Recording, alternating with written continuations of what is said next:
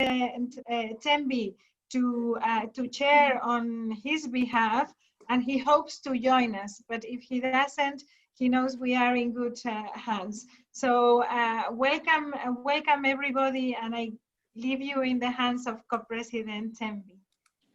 Please go ahead, Co-President.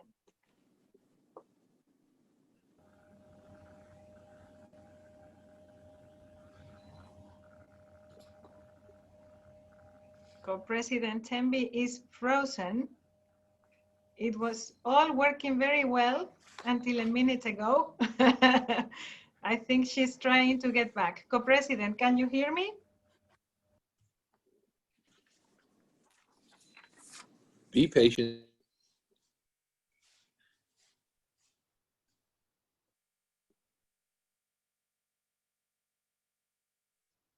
I think she's trying to reconnect, so let us give her a second.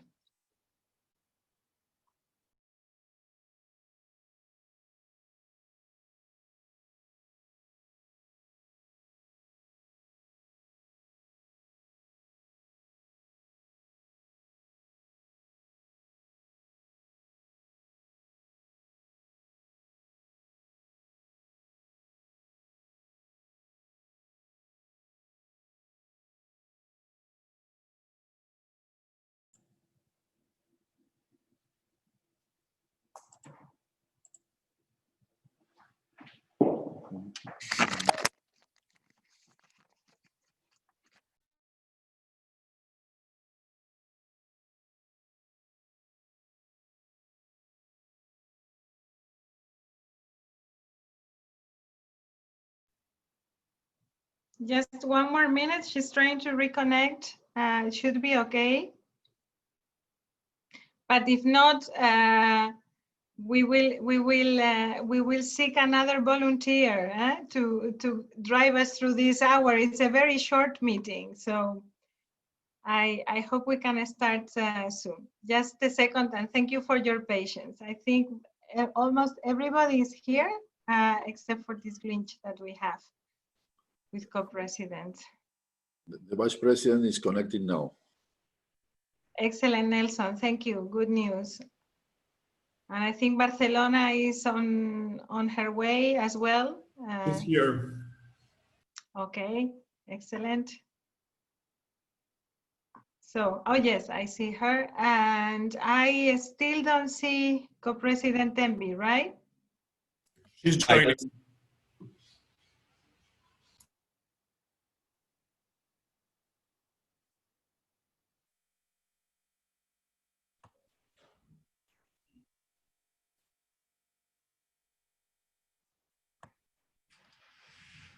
Hola Pablo, ¿cómo estás?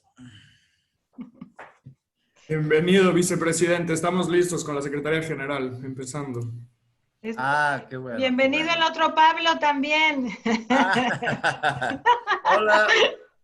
Hola Emilia, ¿cómo estás? Estamos bien, todos listos, pero estamos con un problemita de conexión de la copresidenta Tembi, que es la que va a presidir. Y entonces esperándole a ella. Un minuto más de paciencia. De acuerdo. ¿Y qué es de Mohamed? ¿Dónde anda? Con el rey, despidiéndole. Entonces, por eso no puede estar con nosotros ahora. Y le ha pedido a Tembi que presida a ella, por eso. A ver, les doy un segundo más y si no voy a ver cómo solucionamos. De acuerdo. Hi, Emilia. Greetings, how are you, Treasurer? No, I just want to say I miss all of you. And yes, I'm so we glad to see do. all of Yes, you again. I know. It's so much better with a coffee or a tea, all of this, and with you all together. Or better, a glass of wine. Yeah. For some of us, it's getting to that hour. For China, it is already. Hi there, how are you? Okay, so Here we have mate. Co-President Tembi, I think we can Hi, start. Emilia. I don't know what happened to us, but I'm back. Welcome back. Excellent, please. Thank you very much, Jan. How are you? I'm missing you. Fine. Hey, Thank you. thank you. You can go ahead. You can preside now. We can start with the meeting, Secretary General. Absolutely. Let us go ahead. Thank you very much. Good evening from my side, colleagues. And before I start, let me apologize for that small technical glitch, but I'm happy we are back on site. I would like to thank you all for participating in today's meeting. It is, of course, our third presidency meeting since the beginning of this very special year 2020.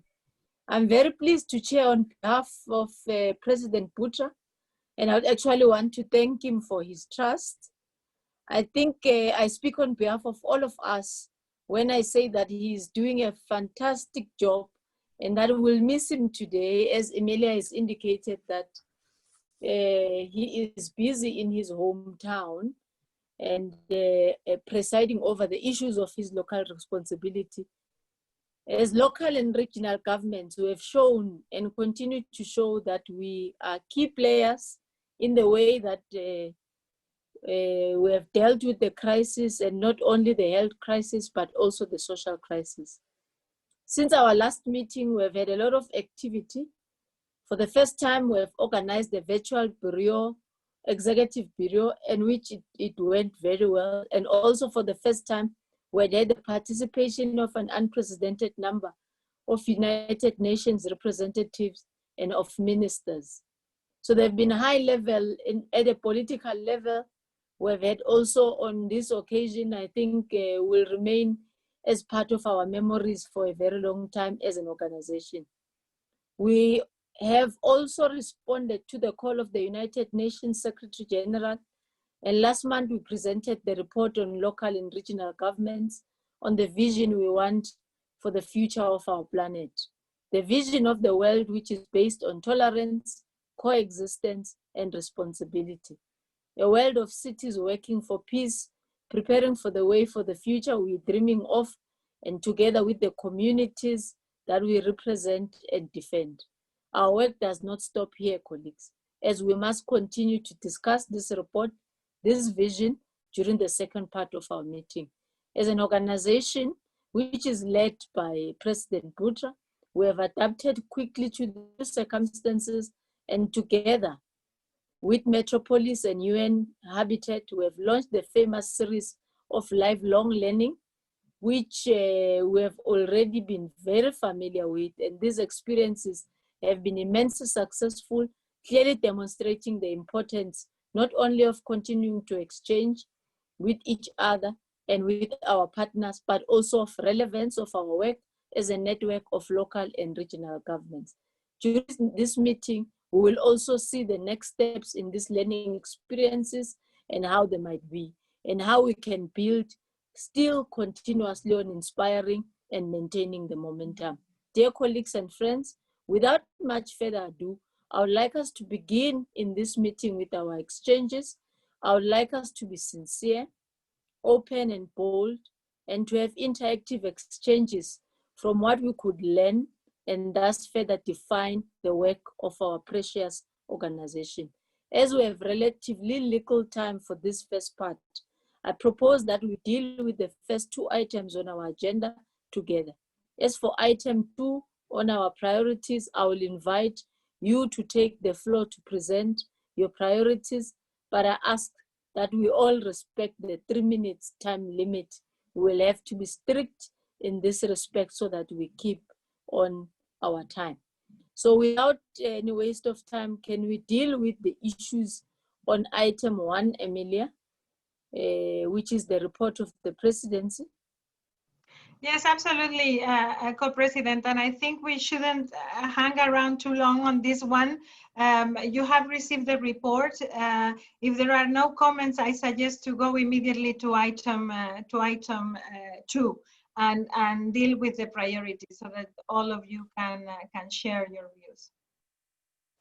I would like to check with the meeting if we have all received the report, of course, Are there any specific comments on our report on the previous meeting? If we have, may I recognize those? If not, we can move to item 2. I see no hands, Co-President, so it should be okay. All right. Thank you very much, Secretary General. Item 2 deals with the priorities of the President. I miss you, Treasurer. Do you know that? Thank you very much. As I said in my introduction, year 2020 has been particularly intense so far, and for all of us in any corner of the world. The goals we identified at our first meeting in January remains valid, despite the pandemic and the challenges that we are all facing. And we have guided our work assisted by the World Secretariat. We have received the progress report on this year's activities. The World Secretariat has also added the recent activities, which includes our report to United Nations 75. So I invite Emilia, our Secretary General, to briefly present the progress made on the main objectives that we have identified. You have the floor, Madam. Yes, thank you. And I will be very quick because really this meeting, as we were saying before, is really about hearing your priorities so that we can make sure that those priorities are discussed and built into the program of the upcoming World Council. But I just wanted to recall for all of you that when you have met 3 times as presidency, which is quite unprecedented. I mean, usually presidencies only meet twice a year, and you are still going to meet 1 more time and 3 times only as presidency already. So a very intensive agenda you have had. And during your first meeting, it was a face-to-face meeting in Barcelona. You suggested that we would be very targeted and reduce the objectives for the presidency to only 4 points. The first one was to continue promoting SDGs as a framework of work, but anchoring those SDGs more to the local practices, and you entrusted the World Secretariat with the development of local for action hubs and learning materials to achieve this. And I am very happy to say that during the World Council, we will have over 16 experiences that have already applied to become a local for action hub. And some of them, some of your cities are among those experiences. We have also produced learning materials and concretely 2 new modules for localization of the Sendai framework and decentralized cooperation activities. Then you said we should assess the health of the organization and commission an external evaluation. We have started that process. We have 4 strong candidates for consultancy. We have shared those with the Committee on Statutory Affairs that you also are part of. And we have now a group of the diverse parts of the network, including the regional sections, that are going to be doing an objective evaluation of those proposals. And the idea is, by the time you meet again under the Committee on Statutory Affairs later in November for the World Council, we will be able to contract the consultant. Then thirdly, you asked us to continue enhancing the role of UCLG at the global table. I will not be long about this. We have produced this report, this visioning report, on behalf of the whole of the constituency. Everybody has joined forces here, all the local government organizations. I think you could feel proud about this because it's a big achievement, but we'll celebrate that later in the second part of the meeting today.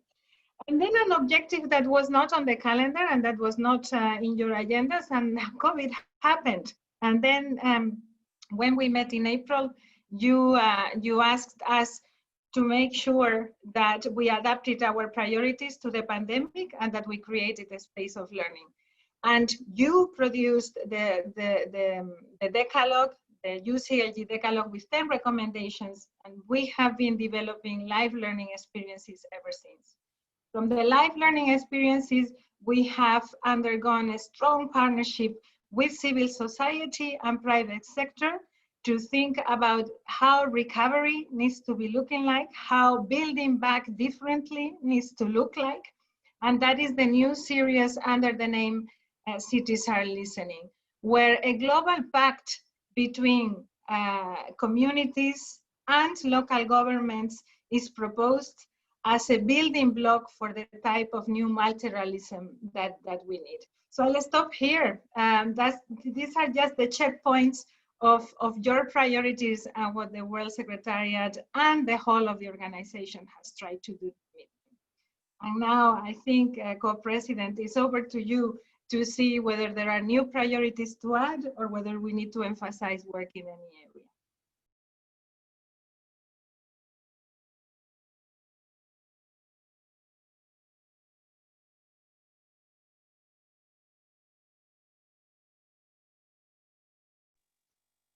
You need to unmute, Co-President.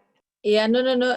Thank you very much. Thank you very much, Emilia. As I said before, this is item 2. I will have a quick roundtable from you colleagues to hear what you would like to share about the evolution of our priorities as presented in the report, but also articulated by Emilia now, in particular with regard to the links that you have identified to work in this presidential team.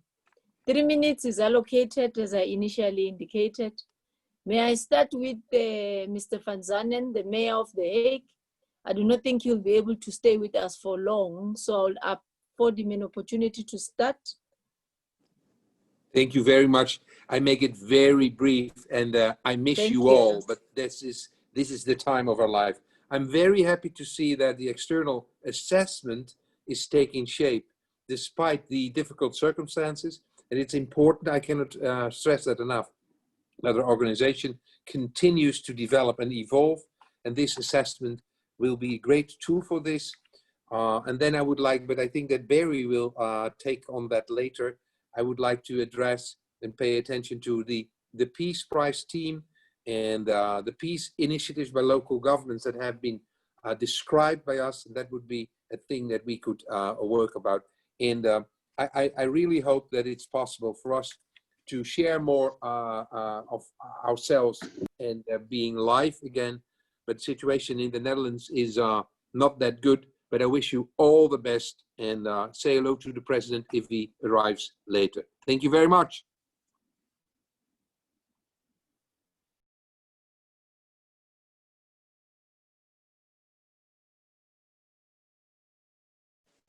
Thank you very much.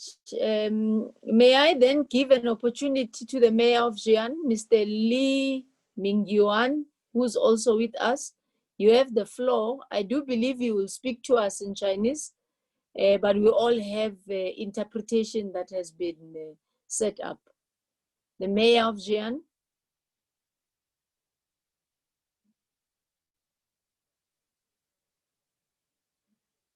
Dear colleagues, good evening from Xi'an.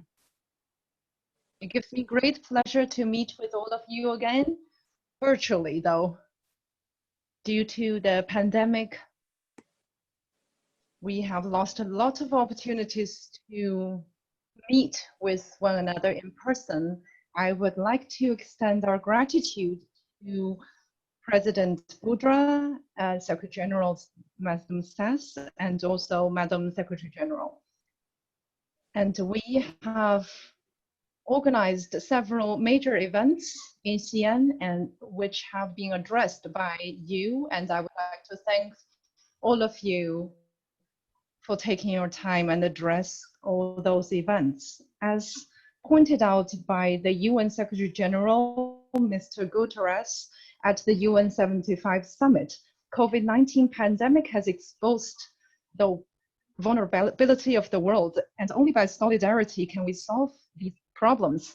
Culture is our common treasure, and solidarity is the basis for cooperation. I hope UCLG will enhance the exchanges in cultural aspects, and culture is the sustaining strength for humanity. Faced with challenges, we need to pay more attention to culture. Xi'an is an ancient capital with thousands of years of history, where the ancient Silk Road started, where the Western and the Eastern civilizations converged and developed together. Rome Charter was launched this month, and it will ensure that people are entitled with the cultural rights and contribute. CN is now preparing the 7 key projects with UCLG Culture Commission and will promote 2030 Sustainable Development Agenda. And I hope that we will leverage UCLG as a platform to promote exchanges in cultural fields. And as local governments, we need to uphold the philosophy of the common future for humanity, and we will promote a modern governance and will enhance the exchanges among local governments. During our common fight against the pandemic, local governments have tried many new measures of governance. For example, at CN, we took very effective measures and realized the effective control of the pandemic within 1 month. And we hope on the platform of UCLG, we could exchange our experiences with more member cities. Under the UN framework, we are all committed to achieving the common goals set by the UN, and I look forward to exchanging and communicating with you in person after the pandemic, and also discuss the developments of UCLG with all of you. Thank you.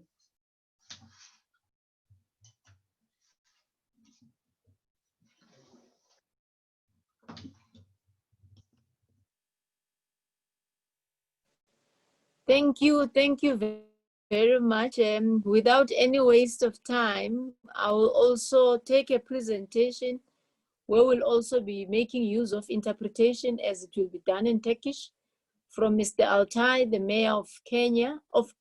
I'm sorry, I'm staying in Africa.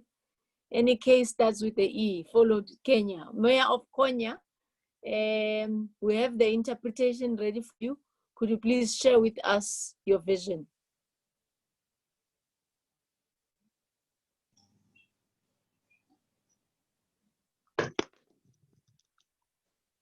Herkese, I would like to salute everyone. I am so pleased to see all of you.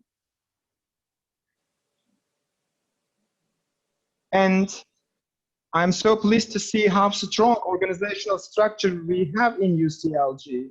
Even though we are in the pandemic, even though we do everything online, we are continuing to organize our activities. Therefore, I would like to thank the President and our distinguished Secretary General and everyone who had efforts in the preparation. Warm greetings from Konya City. Especially in terms of sustainable development goals, and we should be limiting to that subheadings. And also, I also believe that we have to be a vocal defender of such ideas. Of course, this process taught us many things, but I think the most important thing is that pandemic shown us the organizational power of UCLG to all of us. Yes, pandemic has created a lot of pressure on local authorities. Especially, we will continue to work with poverty and migration. Once again, greetings everyone. I wish you a successful meeting.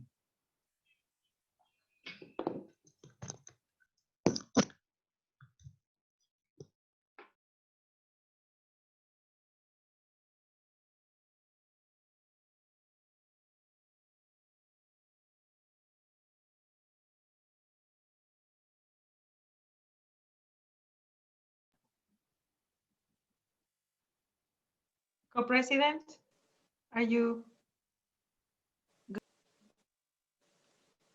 Okay. Emilia, is Next, the next speaker would be Co-President Araya, I think. Co-President, can you hear us? yes, Co-President Araya from the mayor of San Jose. Muchas gracias, les escucho.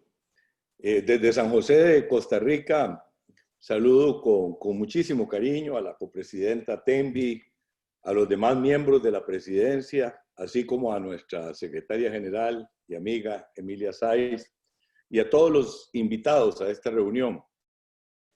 En este momento viene a mi memoria el retiro de Tánger, cuando apenas estábamos iniciando la pandemia del COVID-19, y aunque no nos imaginábamos en ese momento la gravedad de esta emergencia sanitaria, acertadamente definimos que este debía ser un tema prioritario de nuestra agenda. Quiero rescatar que nuestra organización ha sido capaz de adaptar sus prioridades a estas circunstancias tan inéditas que estamos viviendo en el mundo y en las ciudades que representamos. Por supuesto que debemos congratularnos por el esfuerzo desplegado por la CGLU. Reconocimiento para nuestra conducción política, así como para nuestros equipos técnicos que han hecho un excelente trabajo. La CGLU es un espacio compartido que ha permitido, entre muchos otros logros, socializar el aprendizaje que han tenido las diferentes ciudades del mundo. Y por supuesto que es una labor que tenemos que seguir haciendo. Ahora el alcalde Cian nos hablaba de su éxito en su ciudad. Justamente es lo que tenemos que socializar, y la CGLU es una plataforma que nos permite ese proceso de aprendizaje colectivo. Hemos sido un instrumento muy eficaz para promover el diálogo entre ciudades. Y ahora tenemos que avanzar más en extender ese diálogo a la sociedad civil con los propios ciudadanos. Creo importante que en nuestra agenda, que ya tiene trazada una hoja de ruta con el decálogo para la era post-COVID-19, figure de manera importante los esfuerzos por abrir fuentes alternativas de financiamiento para las ciudades, especialmente las de los países subdesarrollados. La crisis sanitaria se ha convertido en crisis financiera para la mayoría de gobiernos locales. Debemos ayudar a construir soluciones de cara a esta realidad. Recientemente, en la reunión de Urban 20, en donde tuve el gusto de participar, se anunció la creación de un fondo para las ciudades.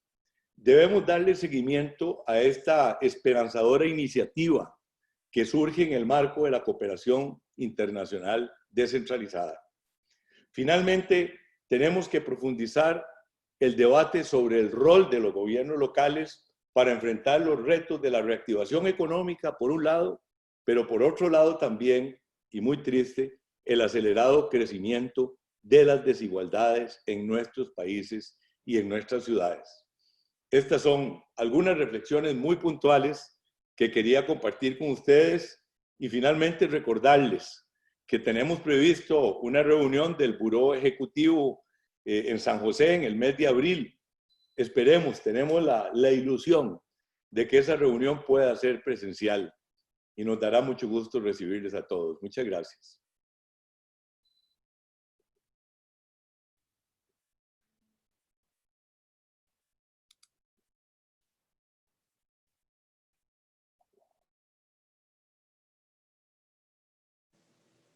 I'm having a difficulty unmuting from my side. I appreciate the assistance of the technician. Thank you, Mr. Araya. Can we have the Mayor of Barcelona, Ms. Colau, on the floor?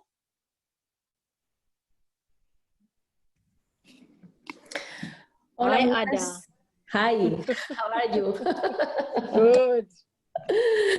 Un placer, un gran placer poder volver a saludaros a todos y a todas, aunque es online, y el online no va a sustituir jamás lo presencial, o sea que esperemos que podamos aprovechar esa invitación en firme de nuestro amigo de San José en abril, de nuestro copresidente Araya, porque necesitamos vernos, porque somos gente que necesita la proximidad, como alcaldes y alcaldesas. O sea que, aunque ahora está bien vernos online, espero que pueda ser presencial en los próximos meses. Bueno, yo recogiendo ya algunas de las cosas que habéis dicho, que estoy muy de acuerdo, creo que en la pandemia se ha confirmado aún más el papel que tenemos las ciudades, cada vez más importante en la gobernanza global y más en una situación de emergencia sanitaria y de crisis económica. Creo que además las ciudades en general hemos estado a la altura y lo ha visto el mundo entero. De hecho, en muchas encuestas que se han hecho en muchos países, la ciudadanía ha valorado el papel de las ciudades muy por encima del papel de los estados. Eso también es significativo, ¿no? Porque, como siempre, con pocos recursos hemos sido muy próximos, rápidos, creativos, porque ya estamos entrenados, ¿no? Entonces, creo que eso se ha puesto en evidencia en la pandemia y que eso, de nuevo, ha puesto en valor la importancia del mundo local en la gestión, en general, de los grandes retos políticos. Entonces, creo que es la mejor forma de acompañar esa reivindicación que como CGLU llevamos planteando hace mucho tiempo, y es que las ciudades merecemos un espacio al más alto nivel en la gobernanza global, ¿no? Yo creo que tenemos una serie de objetivos y retos compartidos que vosotros ahora hablabais, ¿no? Los ODS, la lucha contra las desigualdades, contra la emergencia climática, pero tenemos un objetivo como organización que es que se nos tenga mucho más en cuenta, no solo para escucharnos, sino para tomar las decisiones que luego nos afectan y tenemos que ejecutar, ¿no? Y por lo tanto, esa cuestión de la gobernanza, que además ahora en el marco de Naciones Unidas del 75 aniversario, donde nos han encargado una consulta sobre cómo las ciudades analizan el mundo de hoy y dibujan el mundo que queremos para mañana, y donde también Naciones Unidas se ha abierto a explorar un nuevo paradigma de relación entre ciudades y Naciones Unidas, donde podamos participar en ese sistema de gobernanza multinivel que se tiene que construir de abajo hacia arriba, ¿no? Para que sea más democrático.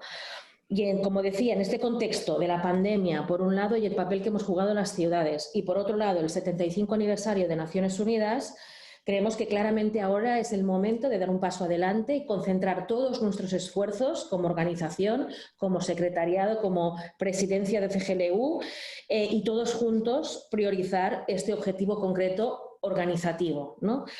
Y ese es el objetivo, que nuestra organización, CGLU, en representación del mundo local global, obtenga el estatus de observador permanente en la Asamblea General de Naciones Unidas. Creo que es un objetivo que lo podemos alcanzar, que no es fácil, lo sabemos, pero que se ha intentado en el pasado, en otros momentos, y no se consiguió. Pero sin duda creo que ahora es el momento de plantear, y creo que hay más receptividad, y hay que plantear que conseguir un estatus que nos permita participar en los periodos de sesiones, en los trabajos de la Asamblea General y poder mantener una oficina o misión en la sede de Naciones Unidas. Sé, como decía, que no se consiguió en el pasado y que tampoco es que ahora sea un momento fácil, pero en general para las ciudades nunca ha sido un momento fácil. Así que lo que no vamos a hacer nunca es rendirnos y creo que también hay motivos para ser optimistas, ¿no? Creo que el informe del Secretario General de Naciones Unidas que publicó este verano pasado sobre COVID-19 y la relación con el mundo urbano se desprende claramente una sensibilidad frente al mundo local y una buena disposición frente a nuestra reivindicación. Es decir, tenemos ahora mismo un secretario general de Naciones Unidas receptivo a este planteamiento y, por lo tanto, creo que nosotros tenemos que hacer el máximo esfuerzo para formalizar nuestro papel en ese escenario global. No hay nada imposible, nosotros lo sabemos muy bien. Así que ahora es nuestro deber como organización y el mío personal, por el encargo que me hizo el presidente de representar a CGLU frente a Naciones Unidas, de poner el máximo esfuerzo. Y eso es lo que planteo aquí como objetivo, porque vamos a necesitar la implicación de todo el mundo. Este es lo último que quiero decir, pero que es muy importante. Necesitamos el apoyo y el empuje de toda la presidencia, de toda la red. Esto debe convertirse en un objetivo compartido por todas las ciudades de CGLU, porque todos somos necesarios en lo que tiene que ser la relación con los ministerios de Relaciones Exteriores de nuestros países, que son los que pueden ayudarnos a conseguir definitivamente ese estatus, ¿no? Entonces, requerimos el imprescindible apoyo del Secretariado Mundial de la Organización también para guiarnos en este camino. Tenemos un secretariado con mucha experiencia y que conoce todos los pasos necesarios, pero insisto que es necesaria la máxima implicación política al máximo nivel de nuestros alcaldes y alcaldesas para conseguir que los estados nos acompañen en esta demanda, para la cual el Secretario General de Naciones Unidas, como decía, está abierto, ¿no? Así que ahora hay que mantener todas las interlocuciones con el Secretario General, con el Grupo Superior de Gestión de la ONU, con los relatores especiales de temas prioritarios, con la presidencia de la Asamblea General de la ONU. Y bueno, me gustaría mucho saber si comparten este objetivo, porque yo creo sinceramente que ahora estamos más cerca de conseguirlo y si nos implicamos todos y todas podríamos conseguir este avance para la organización, que creo que sería muy importante en un momento crítico como el que estamos viviendo. Y sin más, ese es el objetivo que quería compartir.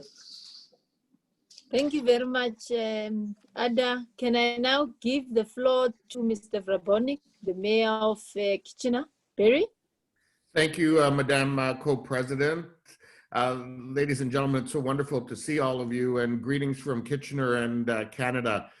Let me begin by really thanking and applauding our Secretary General Amelia and the entire UCLG team for pivoting to unite both the cities, the regions, and our national associations around the planet during these challenging times. We all know the challenges that we have had in trying to do that within our own organizations and in our own communities without the challenges of geography and time zones to deal with. The fact that our small staff team has been able to do that across the world at such a critical time when our members are looking for support as we deal through these unprecedented challenges of the COVID-19 pandemic, while also advancing our important work during this milestone year at the United Nations at UN75, as we work to ensure that we have a seat at the table at some point in the future. Please join me in thanking all of them in the work that they've been doing. From a financial point of view, and both my co-treasurer, Mayor Madeline, and myself, we know that we continue to be in good stead. I won't focus much on that right now, but that will be a topic of conversation at our upcoming Executive Bureau and Financial Affairs meeting. But it's fair to say, that while there are savings in some areas, there are new expenses in others. But overall, we continue to be in a manageable situation.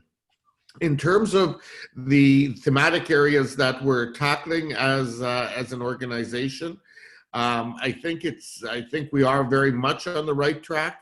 I will have a point to raise under item number 3, but it's I think what the pandemic has identified is the great growth in the socioeconomic divide that exists in our countries, in our cities, and in our communities. And that has only become more evident during this pandemic. And so these issues of social justice have grown in importance in terms of the things that we're dealing with in our cities and in an area of focus for UCLG. And as we focus on building back better, I think, we think of key issues that we address, including the right to housing, the climate change, the growth of active transportation. These are all areas where we have a unique opportunity. One would say once in a lifetime, maybe in fact once in a century opportunity to tackle these issues and in fact see our cities and our world come back better after these challenging times. So that's all I will say. And if you allow me, I'll just turn it over to my co-treasurer, Mayor Madeline, if she wants to add anything. Thank you, I will Barry. allow that. There's only half a second, Grace. Co-treasurer. Yes, thank you. Thank you, Mayor Tembi. Thank you, Barry, for this opportunity. Actually, I really miss all of you. I miss traveling and hope we can have a cup of coffee or tea all together again. This pandemic has changed everything, actually 360 degrees. However, I admire the agility and resiliency of this organization, especially those people behind the scene, headed by Ma'am Emilia Sais, and also the entire members of this organization, because goals are still being achieved despite the restraints. I am also impressed to all the members of their commitment and dedication and being adaptive leaders. I also want to manifest my 100% support to the goals of the president and of this organization. But I hope also that it will be discussed. I agree to Barry about the Build Back Better. I hope it will be also included in some of the discussions someday. We can also focus more on local economic recovery.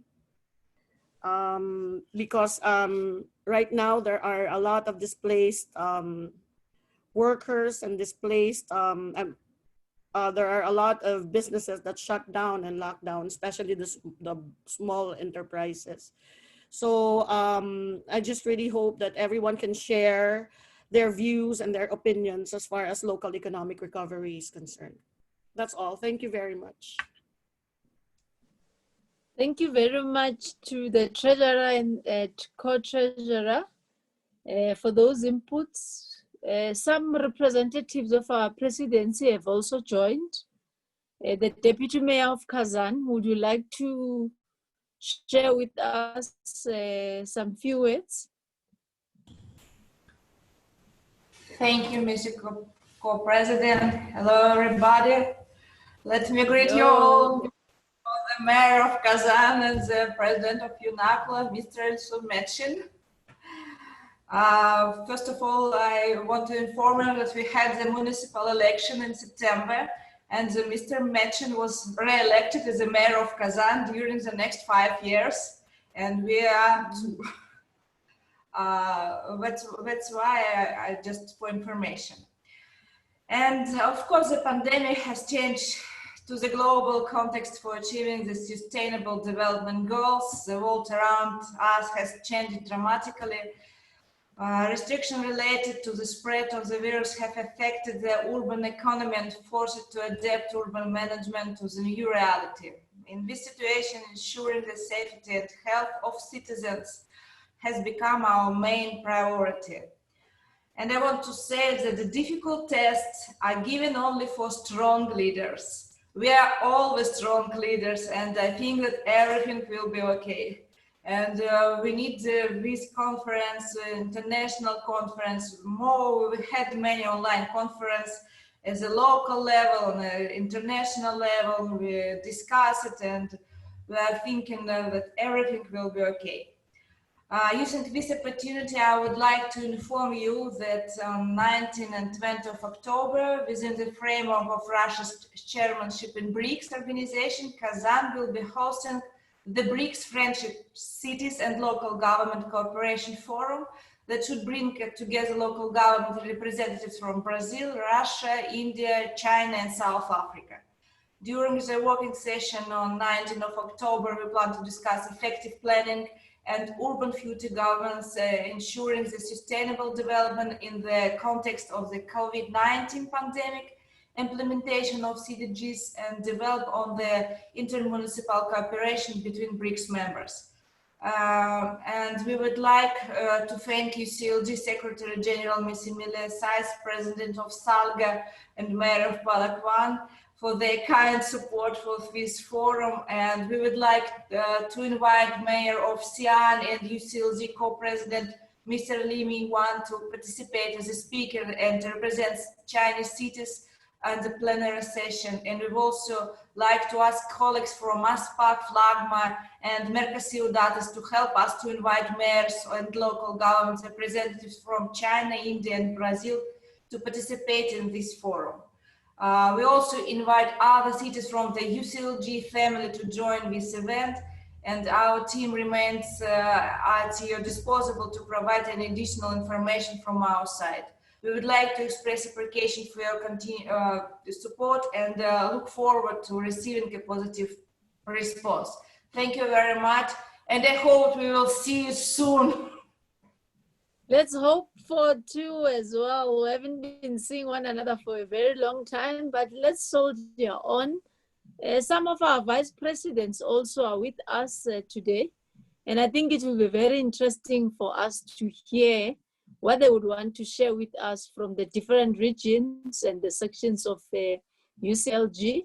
Let me begin with Mrs. Gunnarsson, our Vice President of Europe. What would you like to share with us, Madam? Thank you very much for giving me the floor, and hello to everyone and everybody. First of all, I would like to, from myself and CMR, congratulate UCLG to the great work you are doing and have done during this very heavy period. Especially, I would like to highlight the live learning experiences, the series of seminars we have had during this summer. I think it has been very valuable for all our members. I would like to focus on the priorities of the presidency, and I have a question about the objective B. The associations and the sections are very important part of the UCLG, and I would like to ask how the associations and the sections will be involved within the assessment.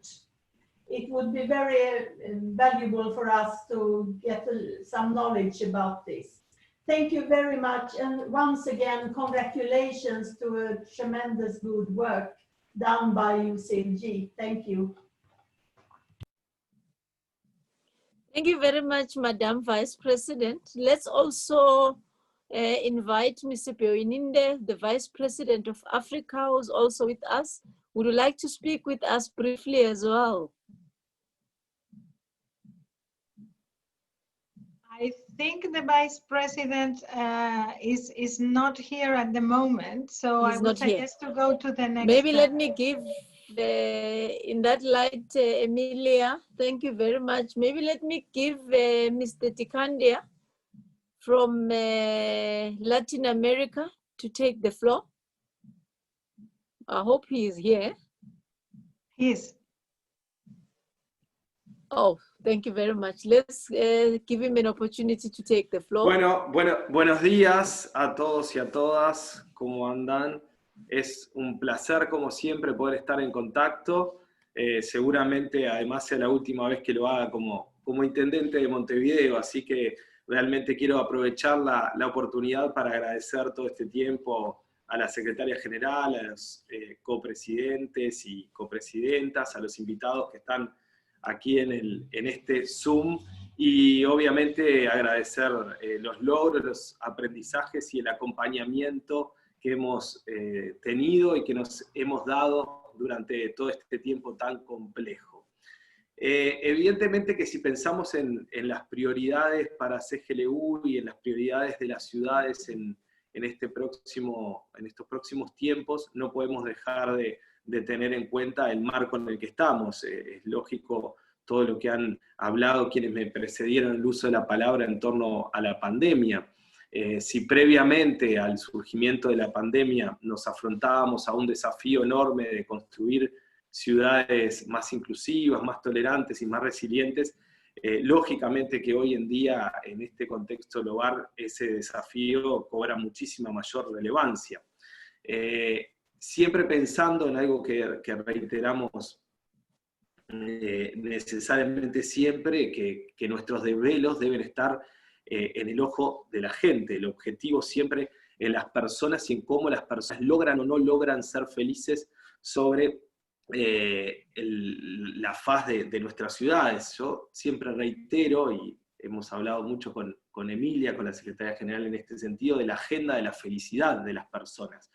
Creo que es importante tenerla en cuenta más allá de lo que podamos pensar en el marco de las infraestructuras que siempre están sobre las agendas de las ciudades, pero no tanto las felicidades de las personas. Por otro lado, tener en cuenta cómo el COVID y cómo la pandemia ha puesto las disparidades sociales y espaciales en el foco como pocas veces antes vimos. Los espacios donde los trabajadores residen en general, sobre todo los trabajadores pobres, y agregaría los inmigrantes, han soportado una carga excesiva de infecciones en las ciudades, obviamente, pero sobre todo y principalmente de medios de subsistencia perdido en esto que ha sido un descalabro económico, y que todos y todas han hablado tan claramente sobre esto, que se ha terminado de constituir en una crisis social y económica más allá de la sanitaria. Entonces, yo quisiera hacer el foco principalmente en 2 o 3 puntos de agenda. Creo que deberemos pensar cómo estructurar políticas públicas que, más allá de lo sanitario, enfoquen nuestros esfuerzos en revertir la crisis social económica.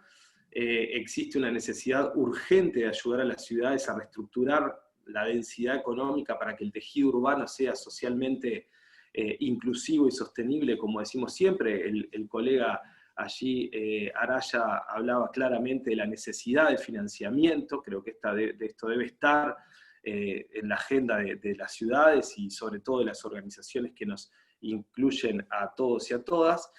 Si miramos retrospectivamente, más allá de la pandemia, aunque obviamente la pandemia ayudó a dejar todo esto a la vista, todas las crisis económicas periódicas que enfrentamos en la mayoría de las ciudades han ido desnudando precariedades inmensas, muchas de ellas normativas, poco dinamismo en la regulación de inversiones, que también eso ha llevado a dificultades en los mercados laborales, y falta de planificación y control que de alguna manera constituyen problemas que generan sinergias entre ellos. Hemos comentado en alguna otra ocasión también con ustedes, yo estoy profundamente preocupado por el relato simbólico, por el relato político e incluso antropológico que hemos estado construyendo en torno a la otredad en las ciudades. Yo no creo, no imagino y no quiero pensar en ciudades que no se construyan desde el encuentro colectivo en el espacio público. No podemos seguir afianzando al otro como enemigo, a la otredad como amenaza. Creo que debemos seguir pensando y repensando los espacios públicos, recrearlos desde otro lugar, con otra mirada. Tenemos un desafío inmenso en ese sentido, y no abandonarnos al no encuentro con la otredad en el espacio público. Creo que de algún modo un lindo resultado que tuvo el proceso de escuchar a las ciudades, que tuvo CGLU, tiene que ver con ir hacia un pacto con la sociedad civil. Y allí yo quiero seguirme imaginando las calles con consignas, las ciudades con personas peleando por la sociedad y el mundo en el que quieren vivir, con la sociedad civil como motor dinámico que fortalezca los procesos de construcción de ciudades de forma concomitante con lo que podamos hacer con las instituciones. Creo que no debemos olvidar desde nuestra agenda a la sociedad civil, seguirla escuchando y pensar ese pacto con ellos para avanzar. Otro punto en la agenda debería ser la vivienda. En el caso de Montevideo, a forma de ejemplo, estamos asistiendo en este momento a un recorte de casi un 20% de políticas de vivienda, de realojos, de asentamientos, de viviendas informales. Allí está claro que la pregunta primera que surge es si las ciudades son capaces de enfrentar esta situación presupuestalmente. Yo no lo sé, tiendo a pensar que no, por lo menos no con recursos propios. En todo caso será una respuesta que deberá dar en el caso de Montevideo la próxima administración, pero lo que sí está claro es que en todas nuestras ciudades debe ser la vivienda una prioridad siempre, siempre, y que hay asuntos que quizás no sean de la competencia directa de las ciudades, pero que cuando tienen que ver con las personas, como decía hoy, y su vida deben ser siempre de nuestra incumbencia total.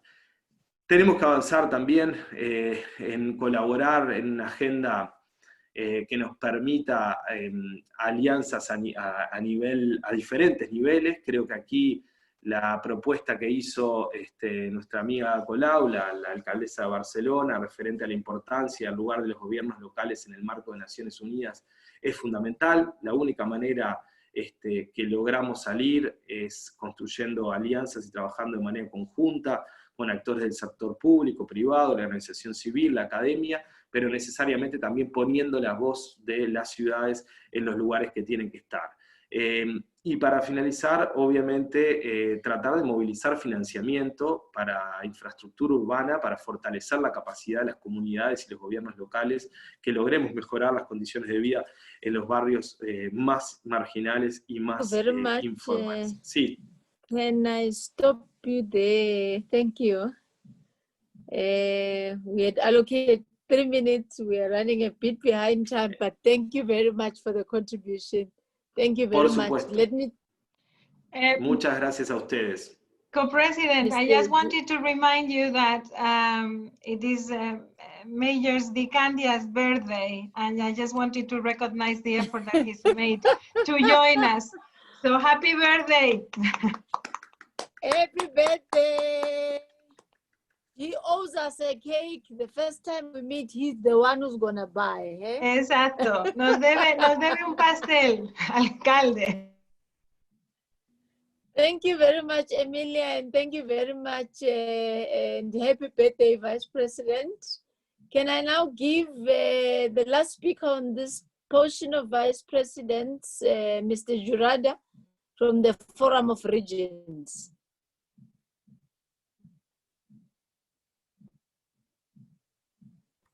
Is he available to take his 3 minutes, Mr. Jurado? Yes, he's. Okay.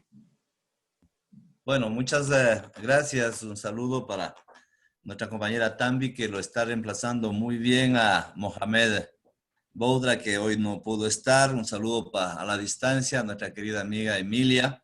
Ella, como siempre, muy ejecutiva.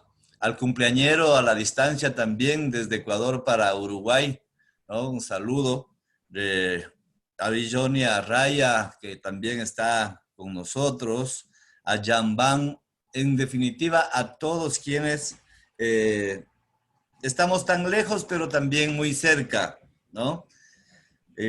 Yo quiero coincidir con lo que han señalado la mayoría de quienes me antecedieron en la palabra. Primero, partiendo de los 75 años de Naciones Unidas, consideramos que ustedes y nosotros vemos a una organización de Naciones Unidas que después de la Segunda Guerra, pues trabaja a través de su Consejo de Seguridad, es decir, ha enfocado la tarea hacia otro ámbito que hoy está obligada a reorientar obviamente su función y su papel.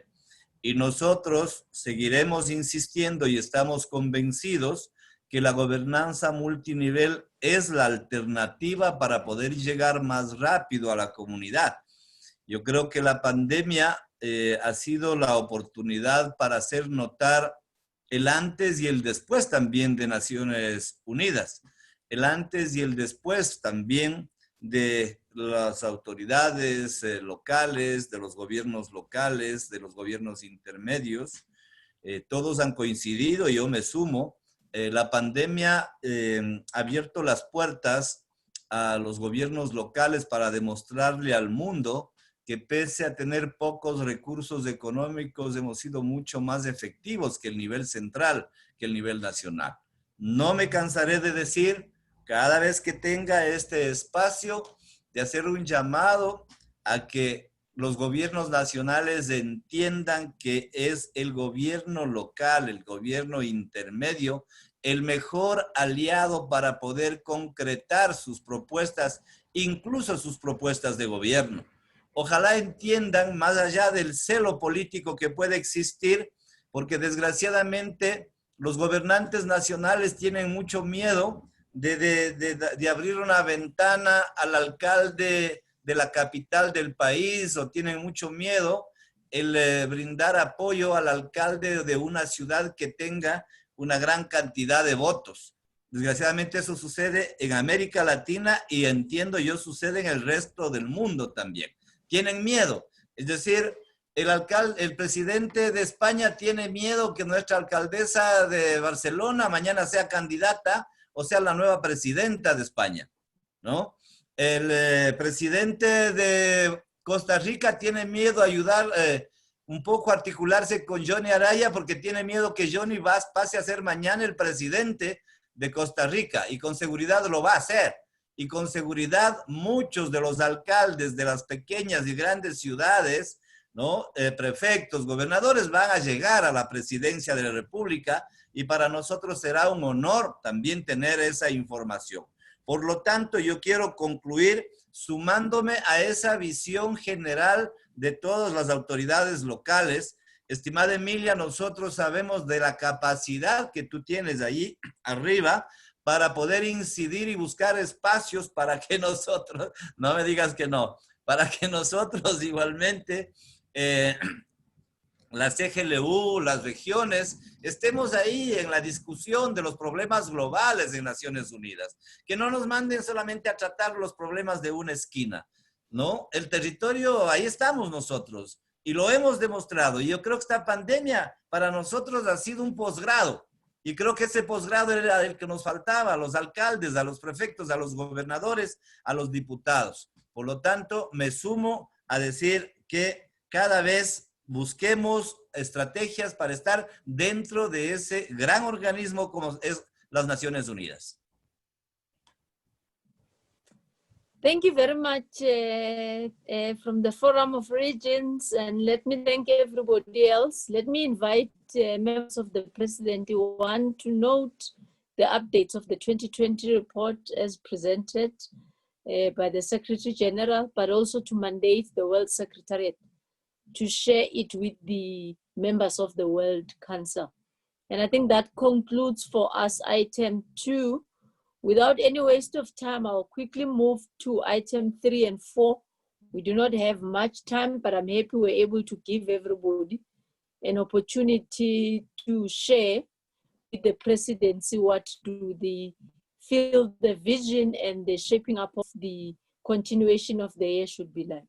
As we have agreed, the last 2 items on our agenda, item 3 particularly refers to the live learning experiences and what we can do about them. During the Executive Bureau meeting, you will recall in May, we had already discussed the possibility of holding these exchange sessions and transforming them into a continuation of the Durban Town Hall. In item 4, with the program to the World Council, which will be held in a month's time, or possibly our very first virtual World Council. You have already seen the program, and you will see that it will be a week of full meetings. I would like to give the floor to the Secretary General to briefly present these 2 items, including the proposed next steps on their impact on our work in the year 2021. Ms. Saiz? Thank you very much, Co-President. I also want to note that the representative of Paris was asking for the floor, so we might have the opportunity to give the floor to the representative of Co-President Hidalgo when I finish up this brief presentation.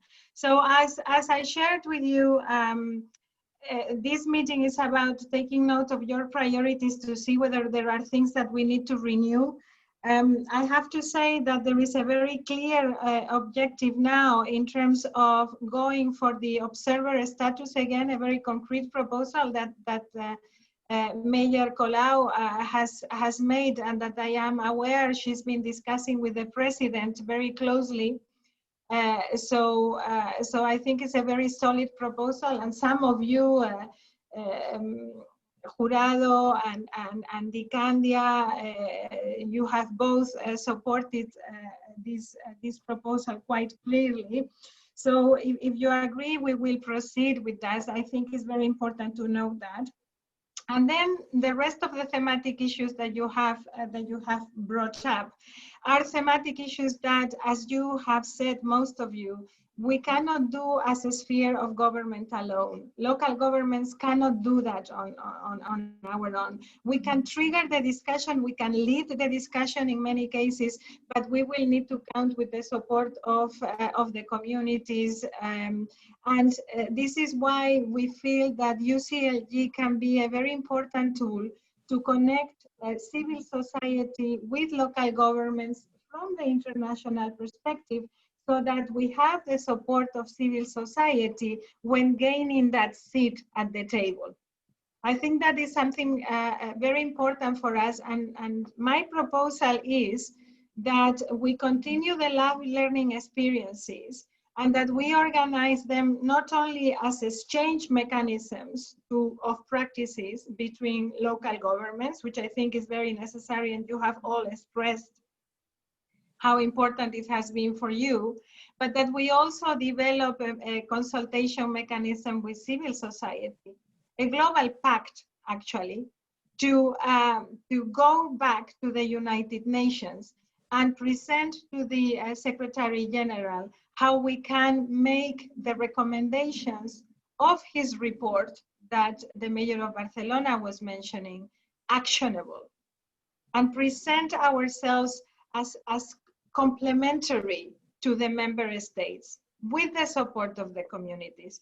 This is what the cities are listening initiatives are meant to do. They are also meant to create a permanent exchange space of all the practices that we do at the local level, so that the international community can look into that. Then there are two issues that we feel are very important and that we want to cover also in the discussions of the World Council. The issue of inequalities, most of you have discussed that, how this pandemic has put really a magnifying glass in this issue. The protection of service provision, the lack of funding is very related to that. Our ecosystem of service provision is in danger, is in jeopardy, and we will need to call for that. So we need to define how this recovery will look like. My proposal to the World Council and to you is that those are the two big topics of the World Council, and that they become also the center of our multi-annual strategy that we will need to develop next year. Now, in response, and of course this multi-annual strategy will be very linked also with the external assessment that we will go through. And this is a one-year process, and we need to define together how all the voices, types of membership, regions are going to be involved.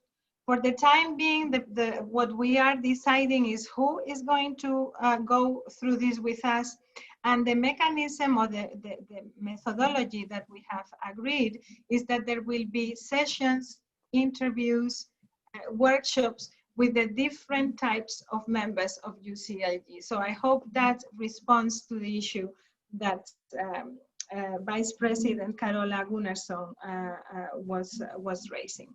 So I will leave it here, Co-President, because I think we will have the opportunity to discuss more in detail when the time comes during the council. And I just request from you that you agree that these are the two big issues to cover there. And one last comment on these important objectives of the observer status. There is a very strong role that the Mayor of Konya, I hope, can play, our Turkish membership, because the new president of the General Assembly is a Turkish former MP, parliamentarian, and we need to reach them. So I am aware that the Mayor of Konya has approached him already to seek his support, but it will be very important in this endeavor that the special envoy Colau is proposing to us. I'll stop there, and just to remind you that the representative of Paris requested the floor. All right. Yes, thank you very much. The representative from Paris, welcome, and thank you very much for being here. The opportunity is yours to talk to us. Okay, thank you very much. Thank you very much. I'm very happy to be here and to join this UCLG, and I've just been nominated as head of the International Relations of Paris, and I would like to take the opportunity to speak to you to announce you that we have a new deputy mayor for international relations. His name is Arnaud Ngacha. Unfortunately, is not able to join this meeting, but I'm doing this for him.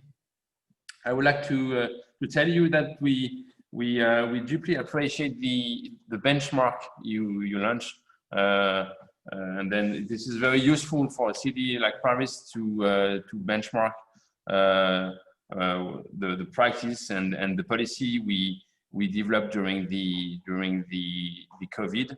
And then we would like to thank you for this very useful initiative. I will not take too much time, but I would like to tell you that Paris will be very active to help the local economy to face with this major crisis. And then we will looking to help the private sector to cope with the crisis. So thank you very much for giving me the opportunity to join this meeting, and I would like to say hello to everybody. Thanks.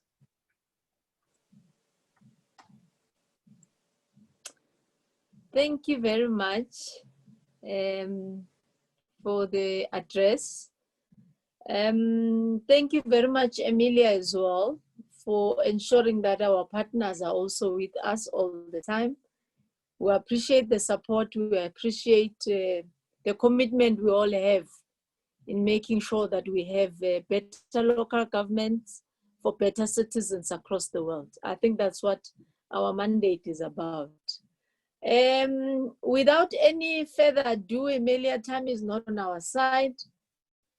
I'll ask members of the presidency to interact with the Secretariat and confirm as with regard to the availability on the sessions for the World Council as articulated in the program that had been circulated. Without much ado, we can then move to the closing of this meeting. Co-President, Emilia? The treasurer is requesting the floor, so I'm just monitoring that for you. He just wrote in the chat, so I hope he's still here. Yes. Okay. Thank you. Thank you. Yes, thank you. Just very briefly, and I want to congratulate the Secretariat on the new Cities Are Listening initiative, which has been launched. And I think it's a great idea to move from the dialogues among the UCLG constituency to discussions with other stakeholders, such as civil society organizations, the private sector, and international organizations. I think COVID-19 has demonstrated that we need to work together on the challenges ahead of us. I would like to suggest, however, a possible topic on behalf of VNG and FCM and so on, which is development cooperation. More than ever, international cooperation is proving to be essential to respond to the current pandemic, and it'll prove to be even more essential in the aftermath. It's going to be critical to guarantee exchanges of knowledge and experiences through decentralized development cooperation to build back better, stronger, and more inclusive after the pandemic. I think everyone knows the CIB working group has been working on a joint position on the topic of COVID-19 and local government development cooperation in the past months. And the paper highlights how practitioners will make a strong effort to adapt their ongoing international programs towards this work.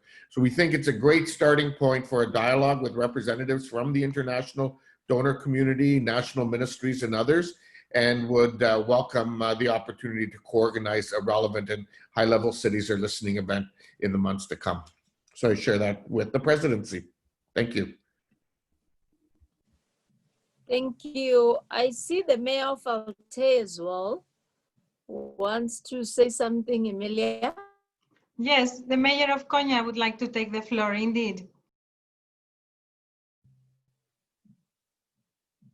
Emilia? Yes, Mayor, please.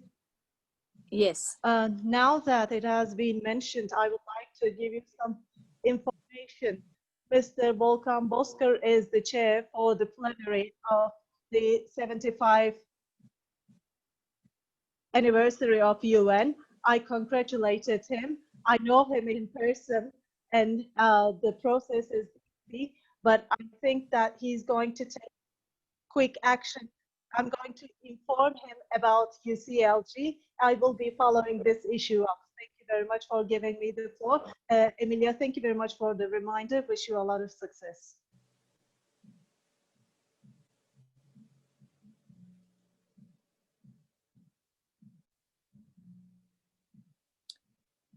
Thank you. I haven't seen any indication that there is any other person with an interest. Colleagues, then allow me to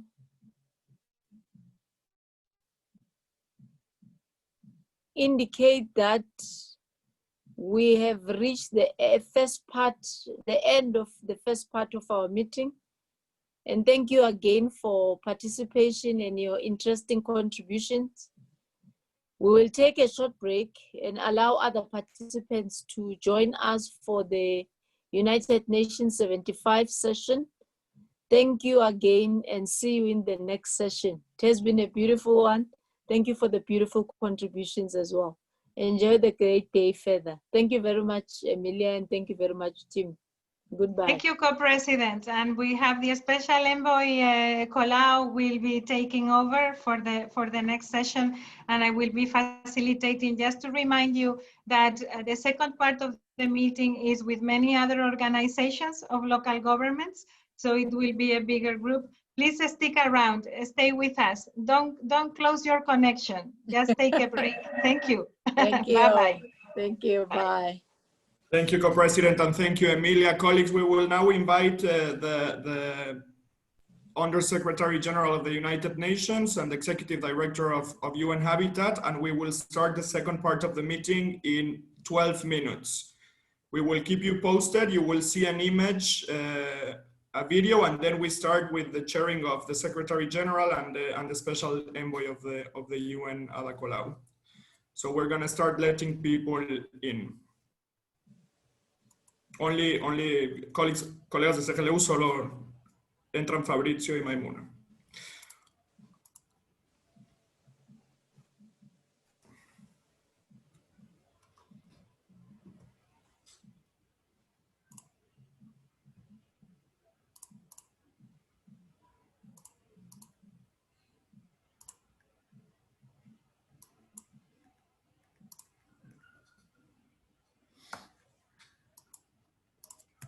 Welcome, Executive Director Maimuna Sharif. Yes, thank you very much. How are you, Pablo? I'm fine, Executive Director. Welcome. We are with our presidency. Our whole presidency is in the meeting, and we will start with the UN75 commemoration in around 10 minutes. Yes, okay. Can we try your camera, Executive Director? Because I can hear you, but I can't see you. Can you see me now? Yes, we can see you, Maimuna. Hi, so good. Hi. So How good are to. you? I am doing very well. We just ended up a part of our presidency meeting and now going into this. Congratulations for Urban October. It's going really well. Yes, this is the first hybrid Urban October that we are having now. And I'm very happy there's over 60 cities around globally also having the World Habitat Day, and now a lot of Urban October's programs around the global, yeah. Yeah, it really feels very, very much alive, I have to say. I don't know if it is this notion that we all need to stick together, but I think we can really feel is this concept is working. So congratulations, and from our side, we are trying to celebrate as many things as we can. within the limitation. Yes, within the limitation. So we have a couple of minutes for a break, and we will be back very soon. Thank you so much for being with us. Yeah, I'm here waiting. Thank you, Emilia. Thank you, ED. We're going to let another participant in, and just to let you know that we're going to set the Russian interpretation as well. Colegas de CGLU, denme un segundo que entre una sala nueva y empezamos con el ruso.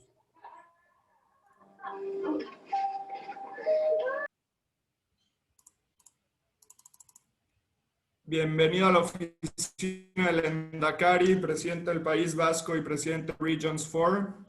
No sé si me escuchan.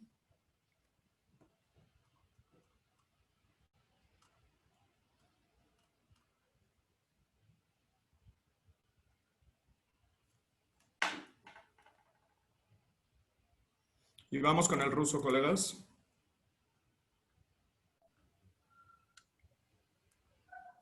Yo diría que dejamos a Saída y los dos intérpretes entrar. Adelante.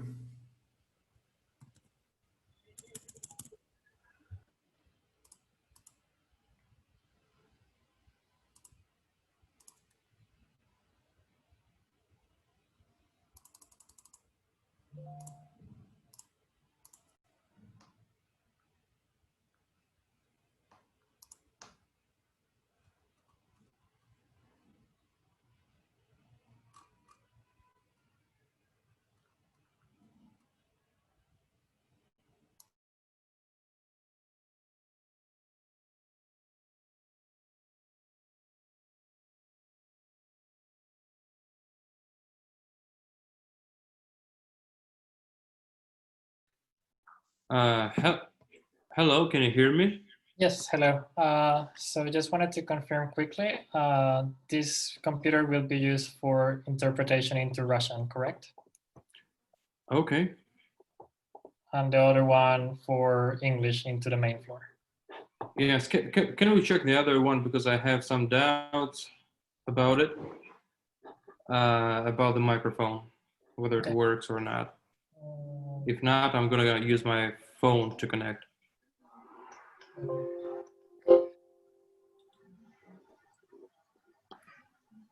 Okay, can you hear me? Oh, it's the first. I hear you, but it's pretty far. It's not very clear.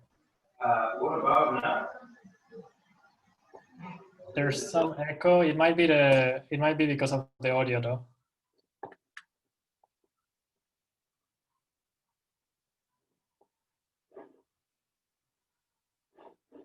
No, I cannot hear.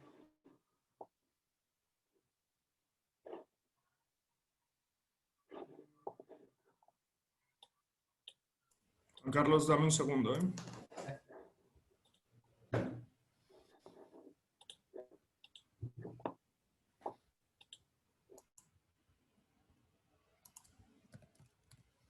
Welcome, Under Secretary-General Fabrizio. Hi, it's his office. It's Michaela. Perfect. Welcome. How are you? We are ready. How are you? We just finished our presidency meeting, and we will start in around 5 minutes. Perfect. Yeah. So you can hear and see me well, right? Sorry? You can hear and see me well? Yes, perfectly. Perfect. Okay, then I go on Thank mute you. until Fabrizio comes. Great. Thank you.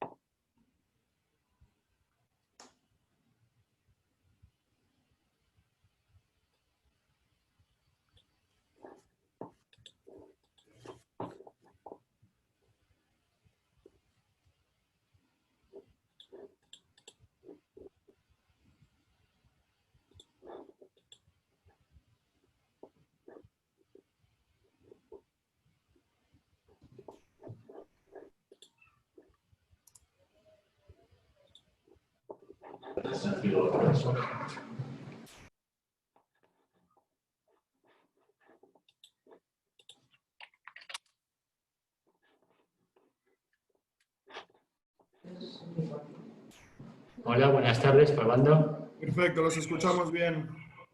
Muchas gracias. Buenas tardes. Thank you. A ustedes. Undersecretary-General Fabrizio, welcome. We are still trying things out, but we will be ready in a couple of minutes. Well, it's great to be with you. Here I am. I hope you hear me loud and clear.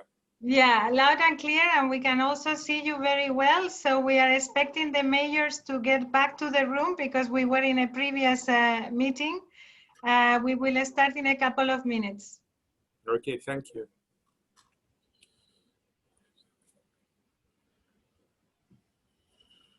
Juan Carlos, ¿estamos? No, tenemos el mismo problema con la versión de Zoom. Pero se va a conectar desde el celular ahora. Vale. En 2 minutos empezaríamos y si no lo hacemos en silencio.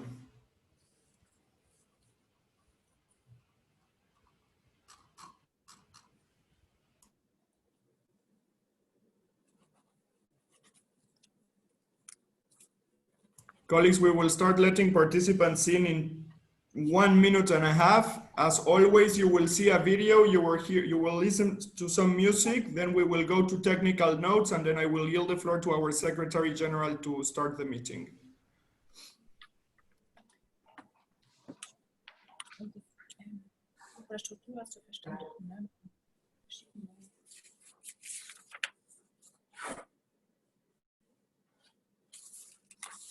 Lendakari, bienvenido. Good afternoon. Buenas tardes. Eskerrik asko. Thank you very much. How are you? Very well. Aquí estamos. Acabando preparativos y en un momentito comenzamos. Gracias, Lendakari. De nada.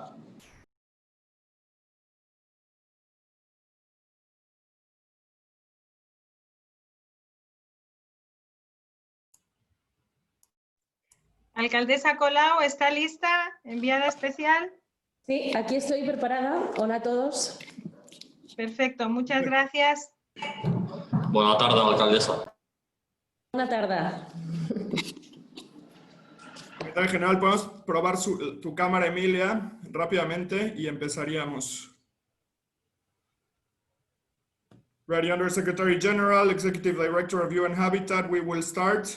Colleagues from UCLG, let us start with the video, and colleagues from, let us start letting people in when the video is ready.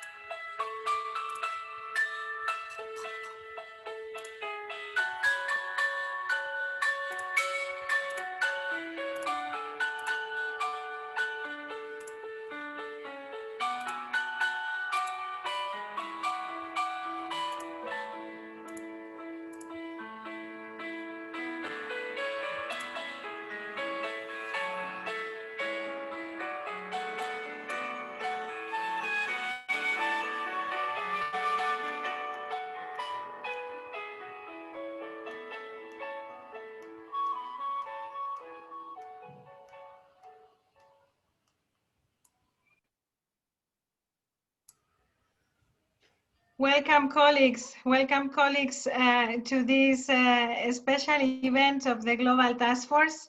I would like to express my sincere appreciation to all the local and regional government networks that are here with us today, because this is only one more step in contributing to this multilateral system that needs to contribute to our future livelihood. And I know that a lot of effort has been put by each of the organizations. I would also like to thank the elected officials presidents of regions and mayors, deputy mayors, councillors that are with us today. And in particular, I would like to thank my own presidency that has been providing the resources, the inspiration to go ahead and have this stronger interlocution with the United Nations system. So thank you all of you for being here. This event is meant to be the connection between the 75th anniversary of the UN as perceived by the member states and by the communities everywhere, and as perceived by local and regional governments constituency that we represent all the organizations gathered in the global task force. So I am going to give the floor to the special envoy of UCLG to the United Nations and the mayor of Barcelona, the city that I live in, to give the welcome remarks to this meeting. Ada Colau, alcaldesa, a usted la palabra. Muchísimas gracias, Emilia, y muchísimas gracias a todos los colegas, autoridades que nos acompañáis en este evento. Bienvenidos y bienvenidas a nuestra sesión sobre el 75 aniversario de Naciones Unidas. Como enviada especial y en nombre de la presidencia de CGLU, le doy muy especialmente la bienvenida a los subsecretarios generales de Naciones Unidas, Fabrizio Hochschild y Maimuna Sharif, con quien ya hemos tenido ocasión de coincidir. Despedimos en nombre de la Organización Mundial de Ciudades y Gobiernos Locales Unidos y de la Global Taskforce que transmitan nuestro agradecimiento al Secretario General de Naciones Unidas por habernos comisionado un informe con la visión del mundo local para contribuir a esta conmemoración del 75 aniversario de la organización. En este informe hemos expuesto el mundo que los gobiernos locales y regionales imaginamos para 2045 y también el multilateralismo inclusivo y en red que debería existir en el futuro. En concreto, al subsecretario Hochschild quisiera dirigir unas palabras, y es que habiendo seguido los debates de la Asamblea General, las ciudades y regiones del mundo estamos convencidas hoy más que nunca que nuestros retos necesitan respuestas globales y absolutamente coordinadas. Necesitamos más multilateralismo y queremos que cuenten con nosotras las ciudades para construirlo.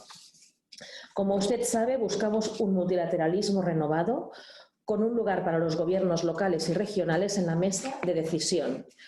Un multilateralismo que comprenda el mundo como uno solo y cuyo futuro se construya desde las aspiraciones de las comunidades, de las personas. Por ello, celebramos la visión de futuro que está mostrando el secretario general y el llamado que hizo el mismo secretario general durante la Asamblea General a incluirnos a las ciudades en el sistema multilateral. Creemos que dicho llamado desde el Pleno de la Asamblea fue un reconocimiento a las ciudades, a los gobiernos locales y regionales y a sus asociaciones. Y es en este sentido, como colectivo de ciudades y regiones, que tenemos el firme objetivo de conseguir el estatus de observador ante la Asamblea General de Naciones Unidas. Este estatus de observador reconocería nuestro carácter gubernamental. Estamos listas y dispuestas para apoyar a Naciones Unidas en la elaboración de un programa mundial inclusivo y sostenible, aportando la perspectiva que nos ofrece la proximidad a la ciudadanía. En el futuro, las ciudades debemos estar más presentes para garantizar el enlace entre las comunidades y lo global, para configurar un sistema multilateral que esté en diálogo permanente con la sociedad civil. Y de esta forma conseguir muchos objetivos a la vez, entre ellos que se prioricen las necesidades de las personas por encima de cualquier otro interés, que se defiendan los derechos fundamentales de las personas protegiendo los servicios públicos, muchos de los cuales se prestan desde nuestras ciudades, que se entienda la emergencia climática como una prioridad ineludible que necesita acciones valientes, urgentes y verdaderamente transformadoras. Permítame también destacar 3 puntos de este informe global que muy acertadamente convocaron desde Naciones Unidas y en el que han participado más de 1 millón de personas encuestadas. En primer lugar, en medio de la crisis actual, en todas partes del mundo, existe coincidencia en señalar una prioridad: el acceso a los servicios públicos.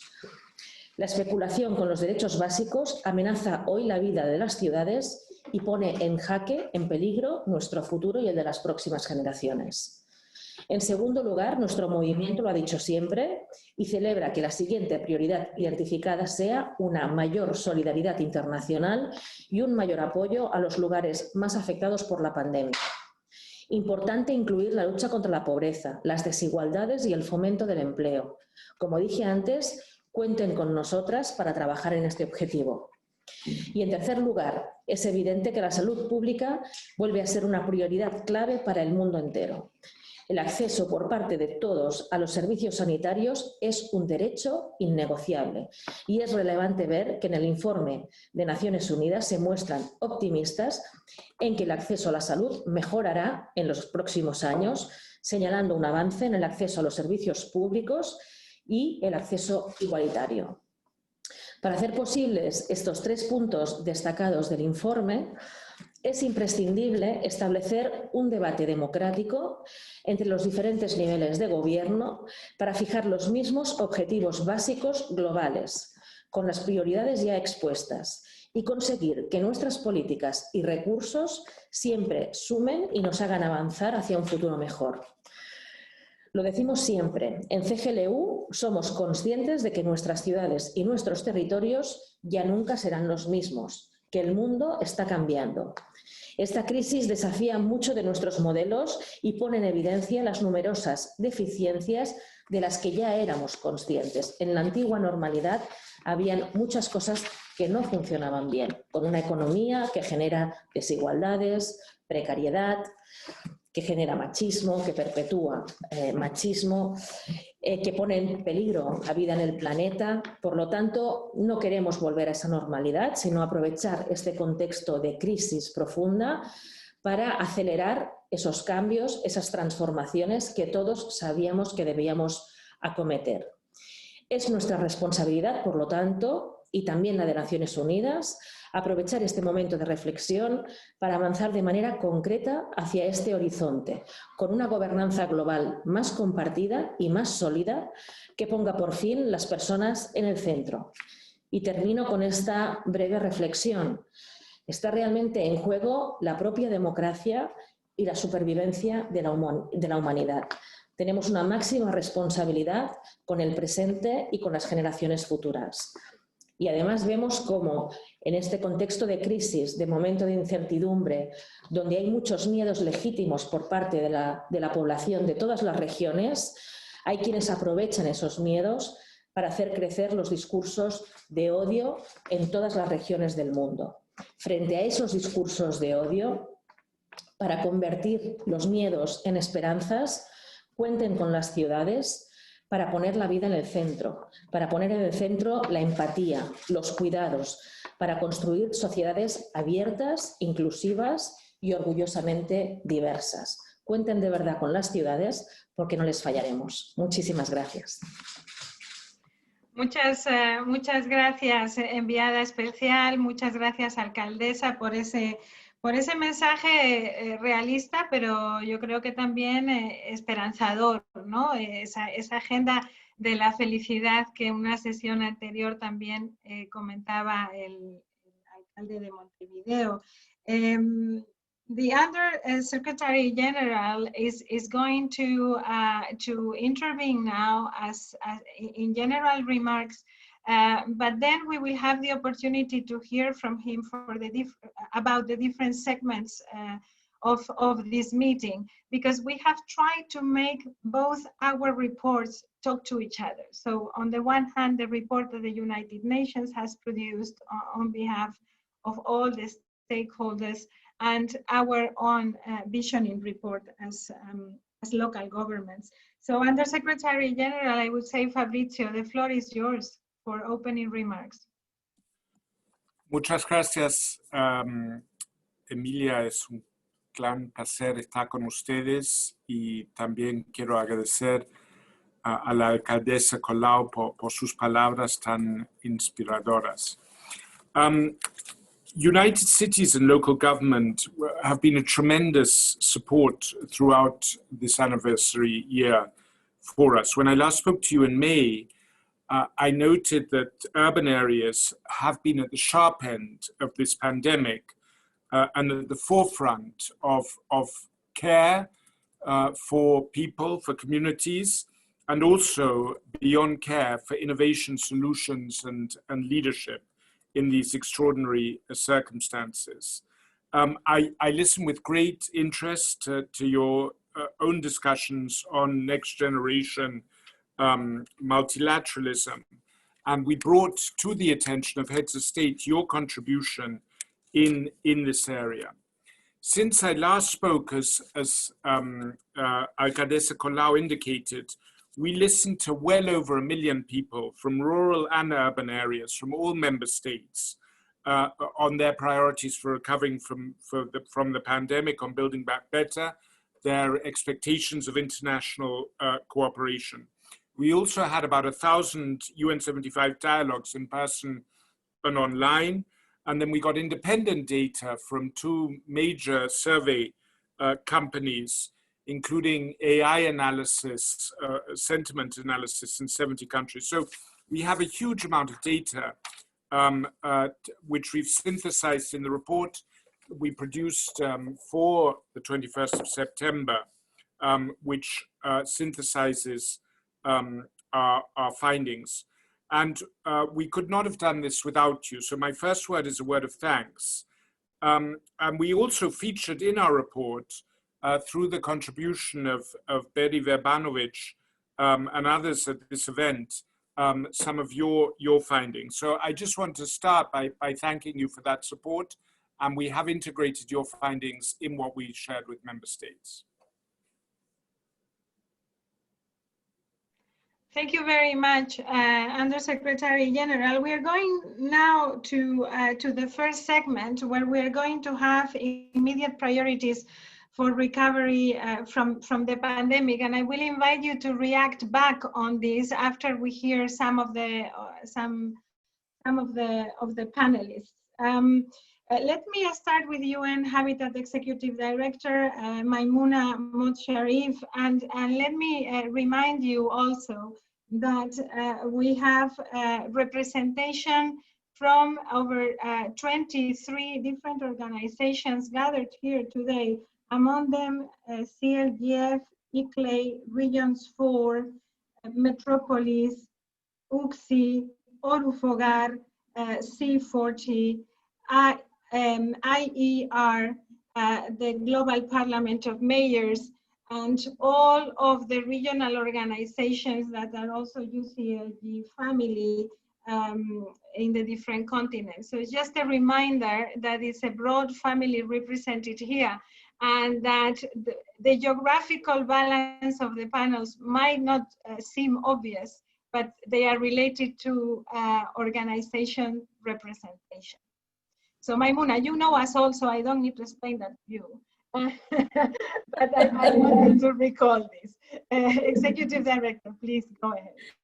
Yeah, thank you very much, my friend Amelia and Mayor Salah and my colleague, the Previsio. Thank you very much, Excellencies, Honorable Mayors, Honorable Ministers, colleagues, friends, ladies and gentlemen, a very good morning, good afternoon, good evening to all of you. Yes, 2 weeks have passed since the celebration of the 75th anniversary of the United Nations, which marked an important step in shaping the future of our world and of the UN. Member states recommitted to fostering multilateralism, to fight inequalities, and to leave no one behind, to protect the planet, promote peace, gender equality, and youth employment through reinvigorated financing and partnership, while recognizing the central role of the United Nations. The pandemic and its consequences was surely at the center of the debate, with member states reaffirming their engagement to share experiences for the world to be never again caught off guard. The key findings identified by the UN75 reports put local action, local and regional governments on the spot for the future of humanity. The key areas of work for the future are linked to improve access to basic services, as what our mayor mentioned just now, such as healthcare and education, and to providing increased support to the places hit the hardest by the pandemic, including boosting economic recovery and employment, while remaining the focus on fighting climate changes. All these priorities falls into the mandate and the work of the local and regional governments, which are not only proof essential in fighting the immediate consequences of the crisis, but are the key to ensure a sustainable and inclusive recovery for all. In this context, dear friend, I must say a big thank you for the extraordinary effort you have accomplished in conducting global and regional consultations to bring the voice of local and regional governments to the world stage. Your work, commitment, and partnership are priceless, and we welcome the acknowledgement of the importance of cities and local governments by the General Assembly. The central role of cities and local government in determining the success of our collective recovery effort was already highlighted by the UN Secretary-General's policy paper on COVID-19 in an urban world, for which UN Habitat was the pen holder. The policy brief analyzes the inequalities that are so deeply rooted in our societies and discusses how cities can manage the pandemic and emerge as the hub of creativity, resilience, and innovation. Its call for conscious policy choices and priority action, particularly with respect to three key areas. Number one, tackling inequalities and development deficit to reduce urban vulnerabilities and strengthen human rights. Number two, strengthening the capacities of local government, human, technical, financial, and enhanced multi-level coordination. And number three, pursuing a resilient, inclusive, and gender equal and green economic recovery. Dear partners, we are running out of time. We are just 10 years away from the 2030 threshold, and the effects of the pandemic have considered slow down our progress, and we have to act now, and we need to do it together. As the mandated UN agencies to work with the local and regional governments, UN Habitat has always been and will always be on your side. In the context of the future of multilateralism, we need to further strengthen our partnership, and we can do it based on three principles. The first principle is on partnership, solidarity, and co-creation.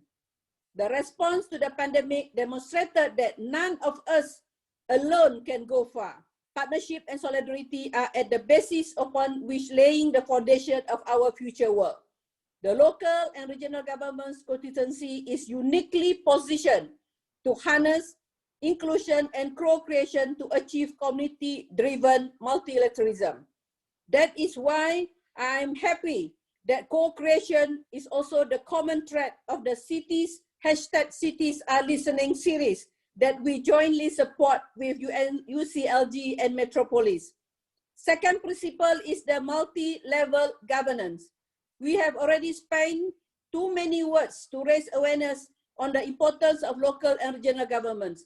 We have been doing so for the past 15 years already, and it is the moment to step up our game. We need to further engage member states and to make sure that systematic mechanisms for communication and coordination are created, and that the local level is put at the center of national development policies. The third principle is on SDG and the COVID-19. Implementing the SDGs and ensuring a sustainable recovery are two faces of the same coin. We need to continue our advocacy effort towards national and local leaders to ensure the SDGs are taken into account in the recovery effort everywhere. We need to keep producing knowledge material to guide cities and local government in all phases of the localization of the SDGs. UN Habitat encourages local government partners to work on encouraging cities and communities to carry out voluntary local reviews. It is not just about data gathering, but to form the basis for informed decision making. It is also help local communities understand what the SDGs are, why they are important, and what action could be taken to localize them. In other words, we need to veteranize the SDG, and it has to be part of our life, and how we live it will determine if we can achieve the SDGs in this decade of action. Action begins with all of us. Thank you very much, Emilia. Over to you. Thank you very much, Executive Director. I am certain that we identify with your words, and we are looking forward to also this first reporting year on the new urban agenda, which for us is an important building block of that 2030 agenda and the SDGs. Without the new urban agenda, we will not get far in localization, and that is the aim. So thank you very much for that, and let me go now to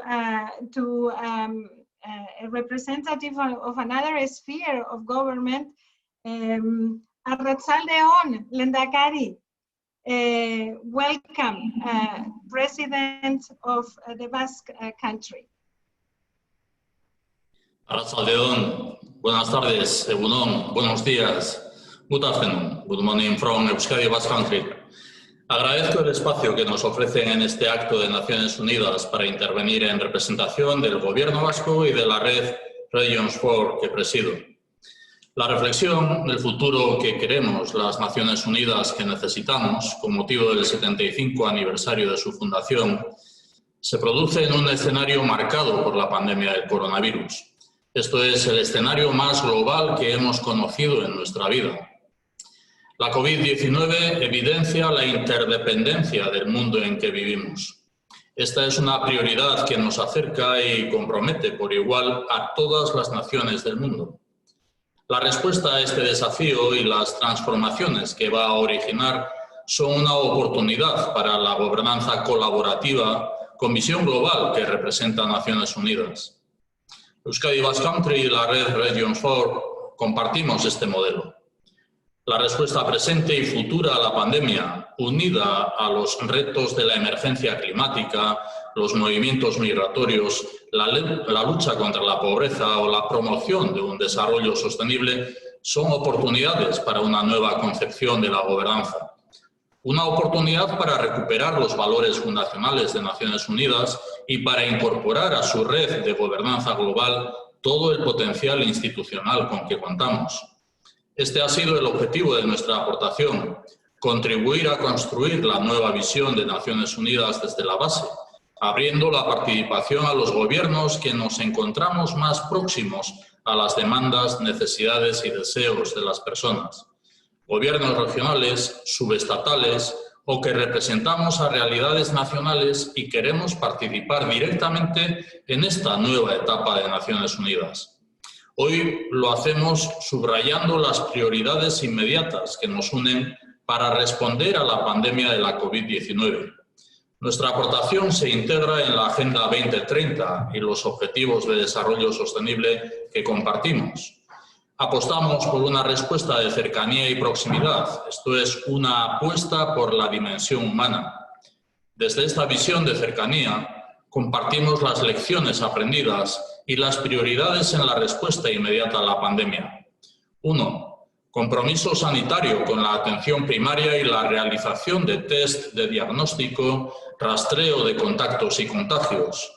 2.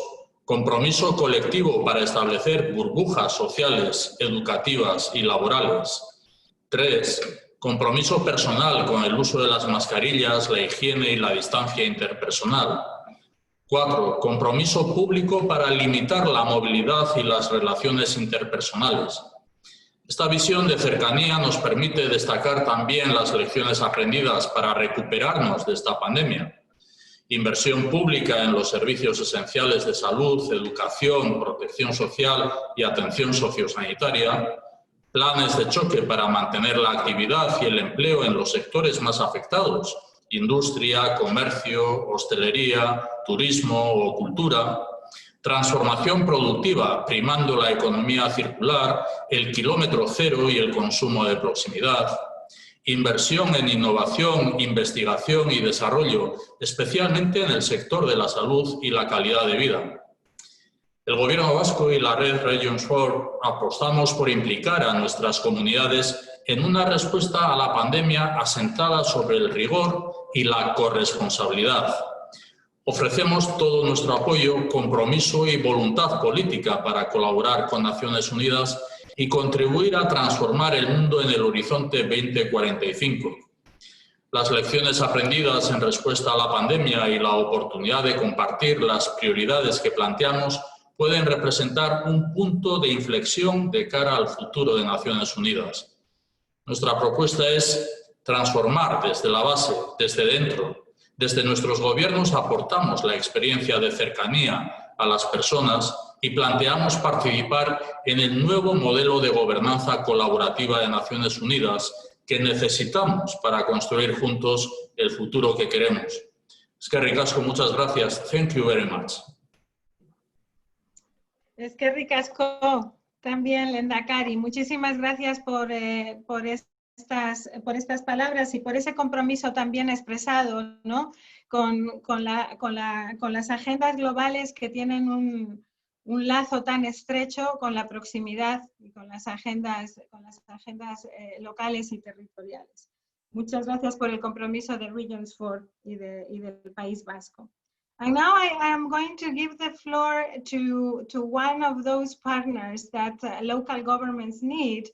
And I would like the Secretary-General of Habitat International Coalition to give us in a couple of minutes her perception of this visioning report that we have done and the role that local governments can play in the aftermath or in our new pathway. I don't know whether we should talk about aftermath anymore. It doesn't seem to be over. So Yolande, the floor is yours. Thank you very much, Emilia, and thank you UCLG as well for having us. HIC would firstly like to say that we very much value building bridges between local and regional governments and civil society. HIC is 100% behind the importance of rethinking multilateralism together. As a coalition, HIC has been working for more than 40 years in over 5 continents, bringing together more than 400 organizations working for habitat rights. And this work has won HIC the consultative status at the United Nations. Even with this consultative status, avenues for engagement have been limited. And so we need to find more agile, regular, and direct forms of engagement with civil society. In reviewing the reports, HIC noted that habitat and housing rights do not feature in the short and long-term priorities. In terms of short-term priorities, basic services were highlighted, particularly health, water, sanitation, education, but habitat does not feature. HIC would like to highlight that habitat and the protection of housing rights is crucial in the chapter in linking short and long-term priorities. In terms of long-term priorities, the highlighting of the climate crisis was a key issue. The question for HIC is, how do we want to think of the climate crisis if we do not consider habitat, or what role does habitat play in that larger context? And so HIC would like to suggest focusing on the intersection between climate justice and housing rights. The link for civil society organizations to work with the United Nations has become thinner over time. And so HIC would like to say that this consultation cannot be a once-off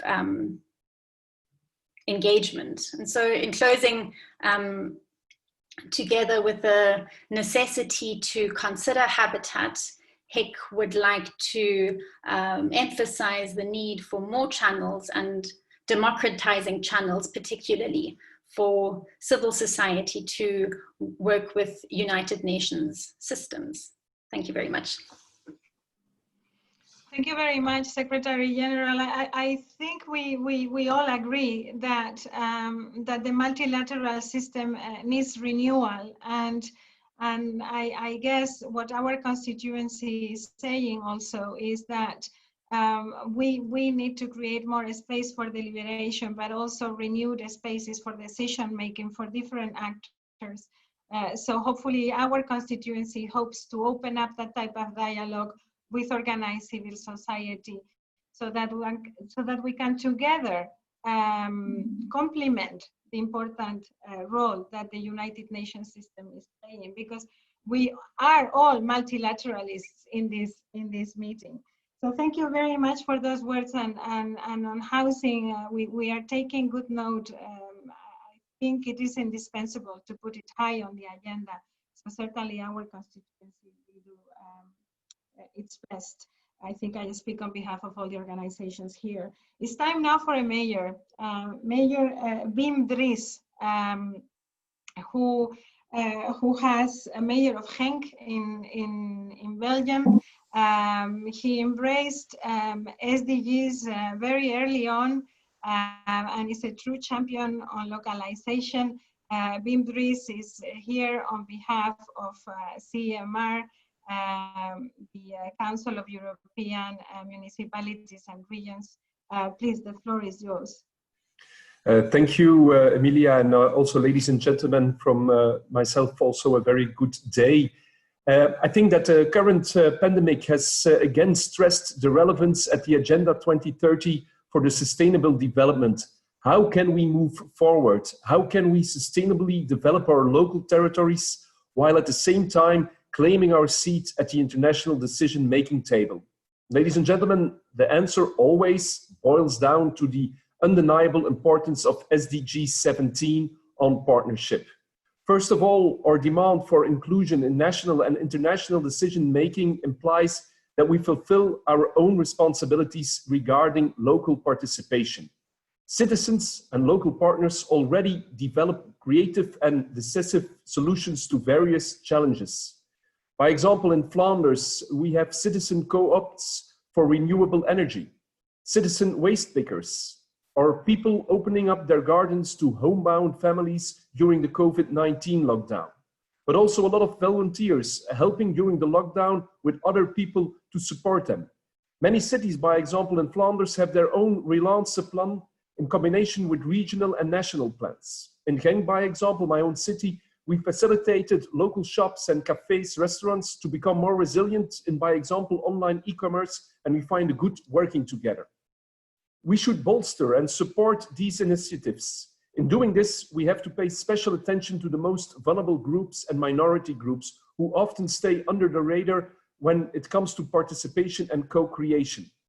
Local governments, ladies and gentlemen, also work on sustainable development and recovery from the COVID-19 crisis through a city-to-city cooperation, supported by their associations and local government networks. These city-to-city cooperation contributes to enhance delivery of basic services in a transparent and democratic manner. Therefore, national governments and international institutions need to appreciate and support these partnerships in the long term and include them in the COVID-19 recovery process, as we heard by many speakers before this. Because cities and governments level closest to the cities, we need a renewed United Nations in which local governments are actively engaged. And I'm very pleased to hear that Mr. Hochschild, but also Ms. Sharif put this forward. Who better to speak for local governments and their constituencies than local governments themselves? They comprehend best the immediate and long-term local challenges and are therefore in the pole position to provide insights into solutions and what is needed to implement these solutions. The UN can in turn support local governments in tackling challenges such as climate change. At the HLPF in 2019, I raised the idea of green helmets, maybe something like the blue helmets, but then people that work really in the cities from the UN to help them do projects, by example, in climate change and in tackling the problems that there are locally. Ladies and gentlemen, I want to make a plea for us as local political representatives to take the lead. We have to think critically about our local policies and how they affect our peers and partners across the globe. Safeguarding policy coherence in both immediate and short-term recovery strategies will be crucial. Agenda 2030 provides an ideal compass. By taking the lead in sustainable transition, we can also reinforce our demand for a seat at the international decision-making table. Let me conclude by referring to Mr. John Lennon, and I did that this week already in another meeting. The beginning of the 70s, he had a song of protest, and it was called Power to the People. Allow me to paraphrase his political demand into one adapted to our context in saying power to the cities. Thank you. Well, thank you very much, Mayor. I think it cannot be said neither clearer nor louder. Thank you for those inputs, for the plea and for the commitment shown as well.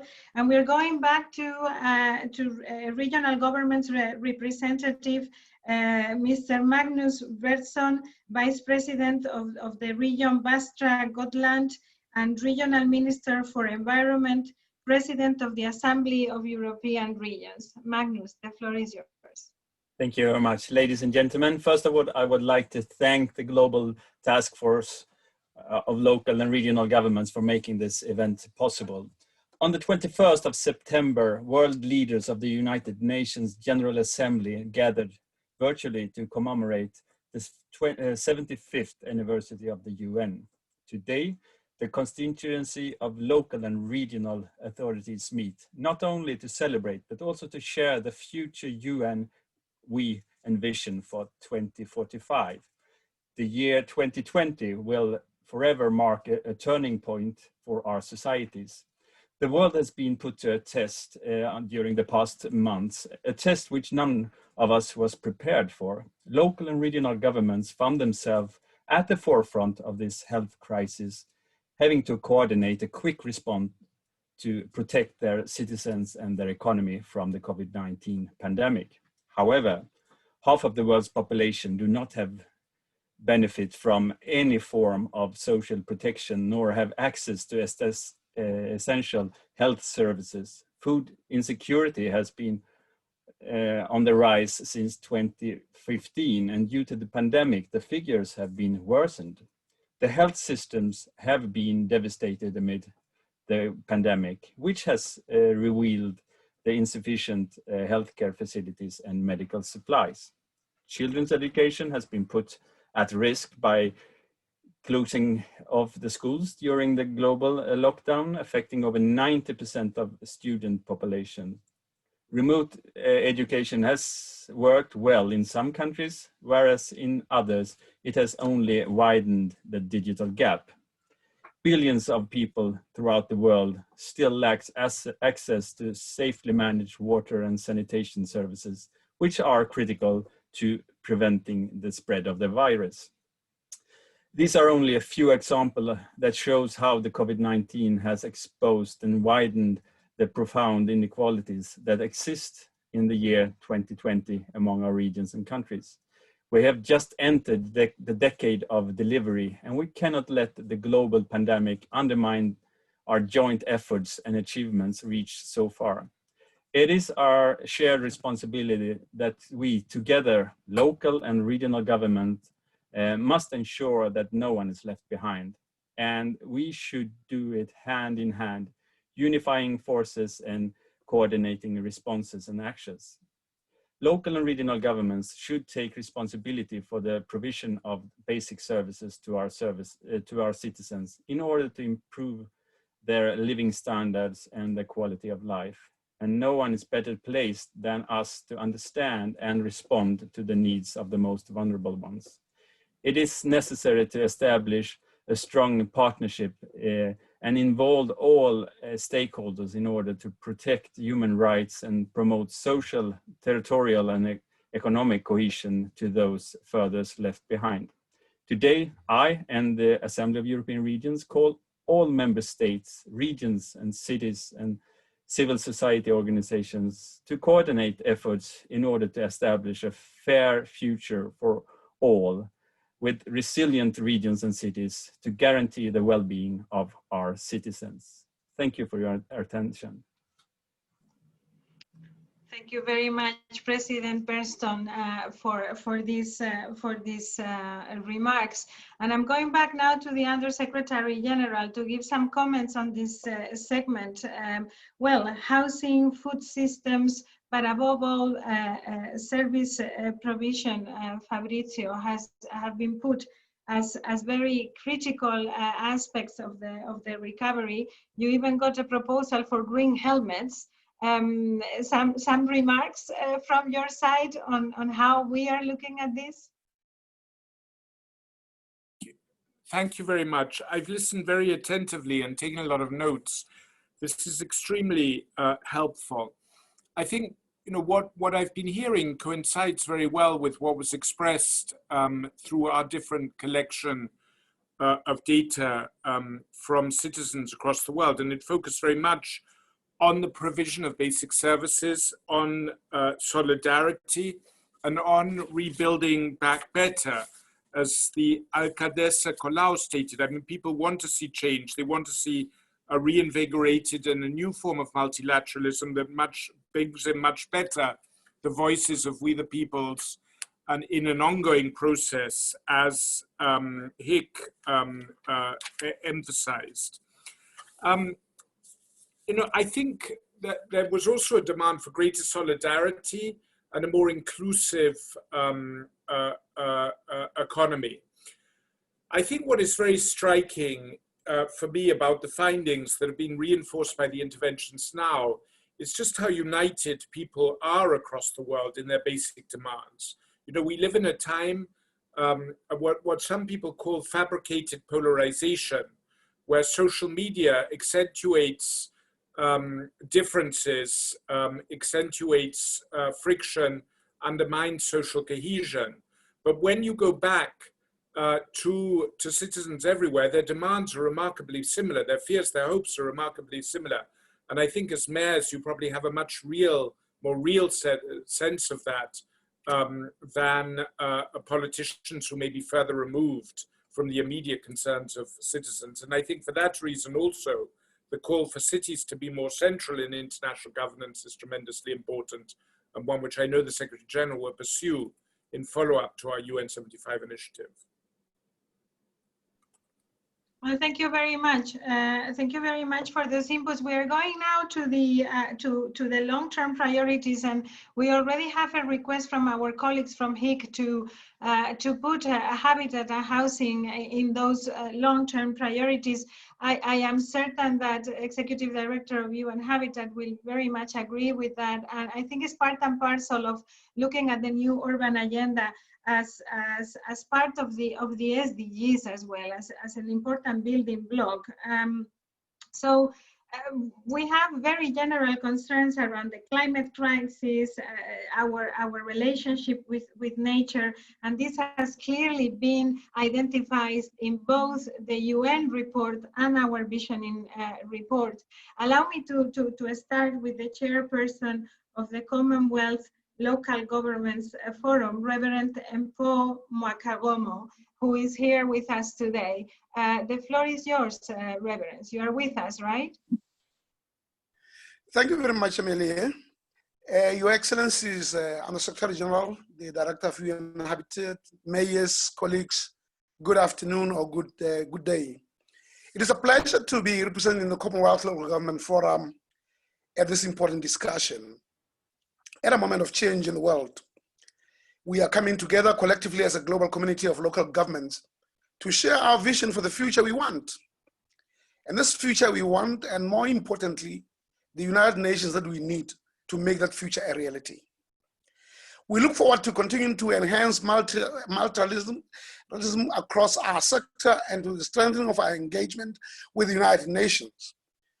As local and regional governments, we are on the forefront in the line of delivery, as we are the part of government closest to the people. Therefore, our ability to interact and our ability to be able to represent our constituency and our voice to be heard gives legitimacy to the people, the citizens we represent. And above all, we live with these, we know them, we are the ear, and we are right at the grassroots. Therefore, global targets to address climate change, urbanization, or poverty reduction and development becomes a reality because we live it and we walk it, and are achieved in our local communities and territories.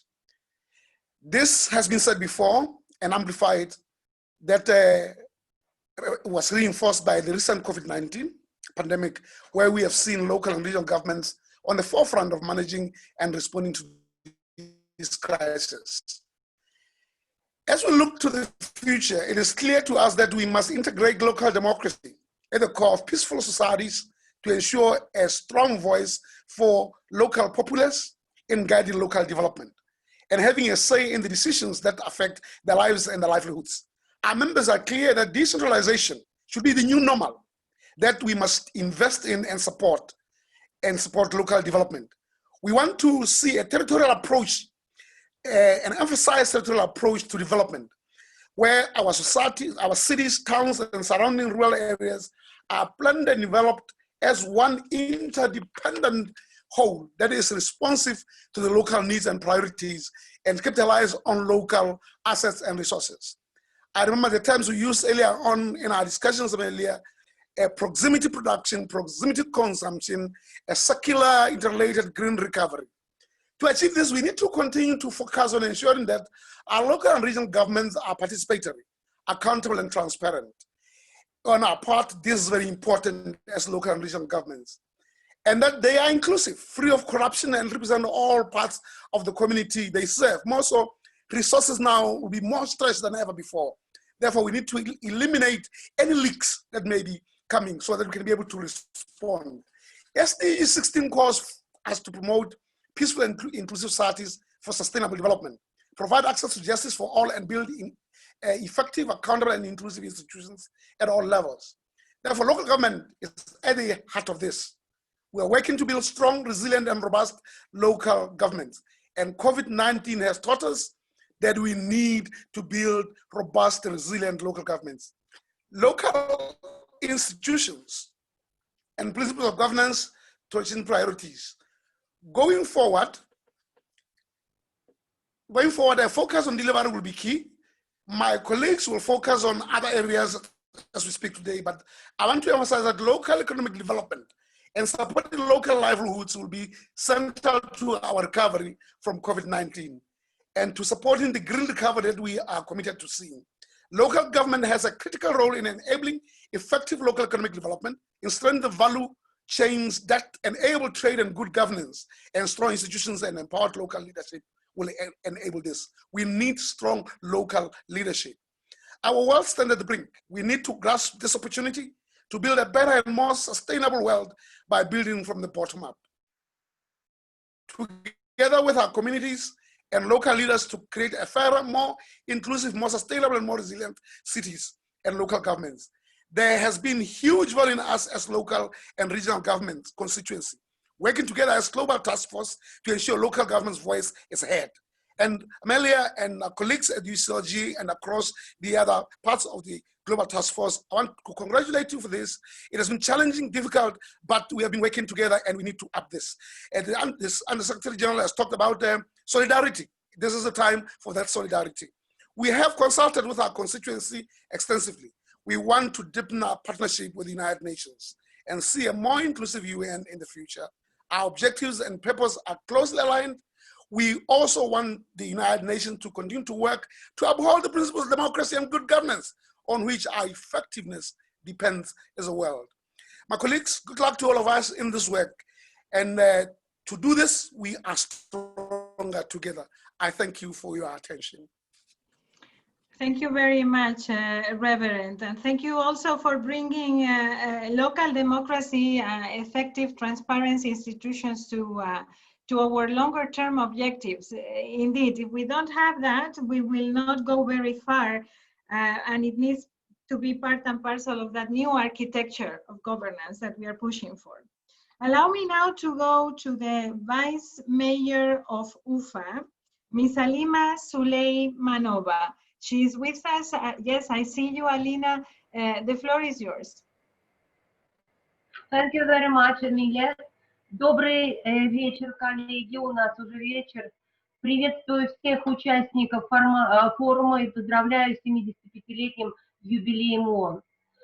Меня зовут Алина Сулейманова, я являюсь заместителем мэра города Уфы. К сожалению, мэр нашего города Ульфат Мустафин не может принять участие в сегодняшнем форуме по объективным причинам. Поэтому выступать от администрации Уфы и Евразийского отделения Всемирной организации «Объединенные города и местные власти» с докладом буду я. Позвольте выразить благодарность президенту Всемирной организации ОГМВ Мохаммаду Бодра, президенту Евразийского отделения ОГМВ Ильсуру Раисовичу Медшину за возможность подключиться к обсуждению модернизации глобального управления и повышения вовлеченности местных и региональных властей в этот процесс. Несколько слов о нашем городе и республике. Башкортостан славится богатой и красивой природой с разнообразным ландшафтом. Vice Mayor, just a minute, because I was listening to interpretation and then I lost it, and I don't know if this is a general thing. So give us a second so that we try and solve it. I was hearing and then it seems to be gone. Colleagues, UCLG team, can you give me a sign and see whether we can do anything about it? We will look into it, but we might need a few minutes. So if you can go to another. Okay, so Vice Mayor, please be patient with us. Apologies for this technical glitch. We will go to a next speaker and we will come back to you. So allow me to go to the Mayor of Sala in Sweden, Ms. Carola Gunnarsson, also UCLG Vice President for Europe. Carola, are you ready? Yes, thank you very much. Well, Mr. Hochschild, Madame Mahmoud Sharif, and dear colleagues, it's a great pleasure for me to see that you are so engaged and attentive to the needs of the local and regional governments throughout this UN75 consultation. I would like to highlight 3 main points regarding long-term priorities for the future we want. The first one is about the key findings in the UN report.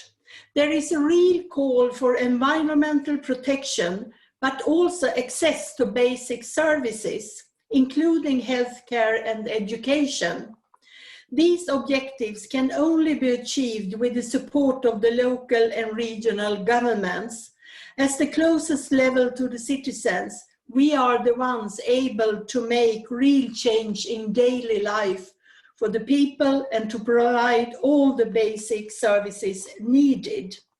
We are also most appropriate actor to implement and localize on the long-term international agendas. This leads me to my second remark. As local and regional governments, where should we stand and with which status? Should we be a part of the United Nations with a dedicated seat? It would allow us to speak and to express our views to all members of United Nations and to influence international legislation, especially regarding urgent measures that need to be taken to overcome challenges such as COVID-19. But however, it also needs to happen for long-term strategies. If we understand that we will not have the same rights and influence as the member states, We must be able to express our views and see our opinions taken into account by the United Nations legislative bodies. What about having UCLG recognized with observer status at the UN? Our world organization is the most effective and appropriate body to represent us and to have a seat at the table. Finally, my third point is about gender equality. We have to acknowledge that we still have a long way to go before having real and effective gender equality. Women represent more than half of humanity, but they are barely represented in politics. It will take 95 years to close the gap in political empowerment. That is too long. CMR recently released a study about women's representation at all levels of governance across 41 European countries. Currently, in Europe, only 15% of the mayors and 29% of the councillors are women. Let's be realistic. This is not what I call an equal share. I would like to call for lobbying in favor of binding rules, even if they be temporary measures, obliging to have an equal representation of men and women in their political leadership. Equality between women and men can be reached by 2050 with the empowerment of all girls and women all around the world. I know that there is still a long way to go, but together, all of us, men and women, alongside each other, we can do it. Together, let's make our world equal. Thank you. Thank you very much, Mayor. Equality is certainly a very important long-term objective for our constituency and for the world, and also some concrete proposals of how that seat of the table could take place.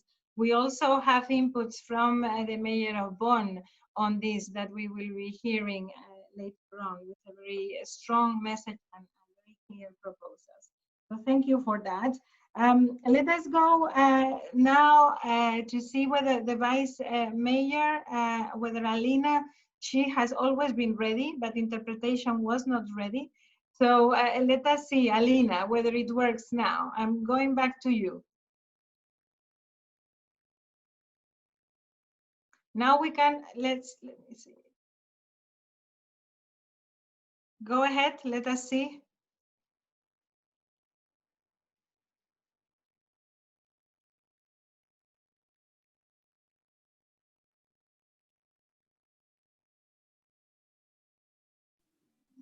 Hold on a second, Vice Mayor. Подождите немножко, вице-мэр. Мы вас не слышим. There seems to be a problem with the microphone of the interpreter. Let's try it again, because I have with the other device. Okay, so can she speak now? Juan Carlos, please go ahead.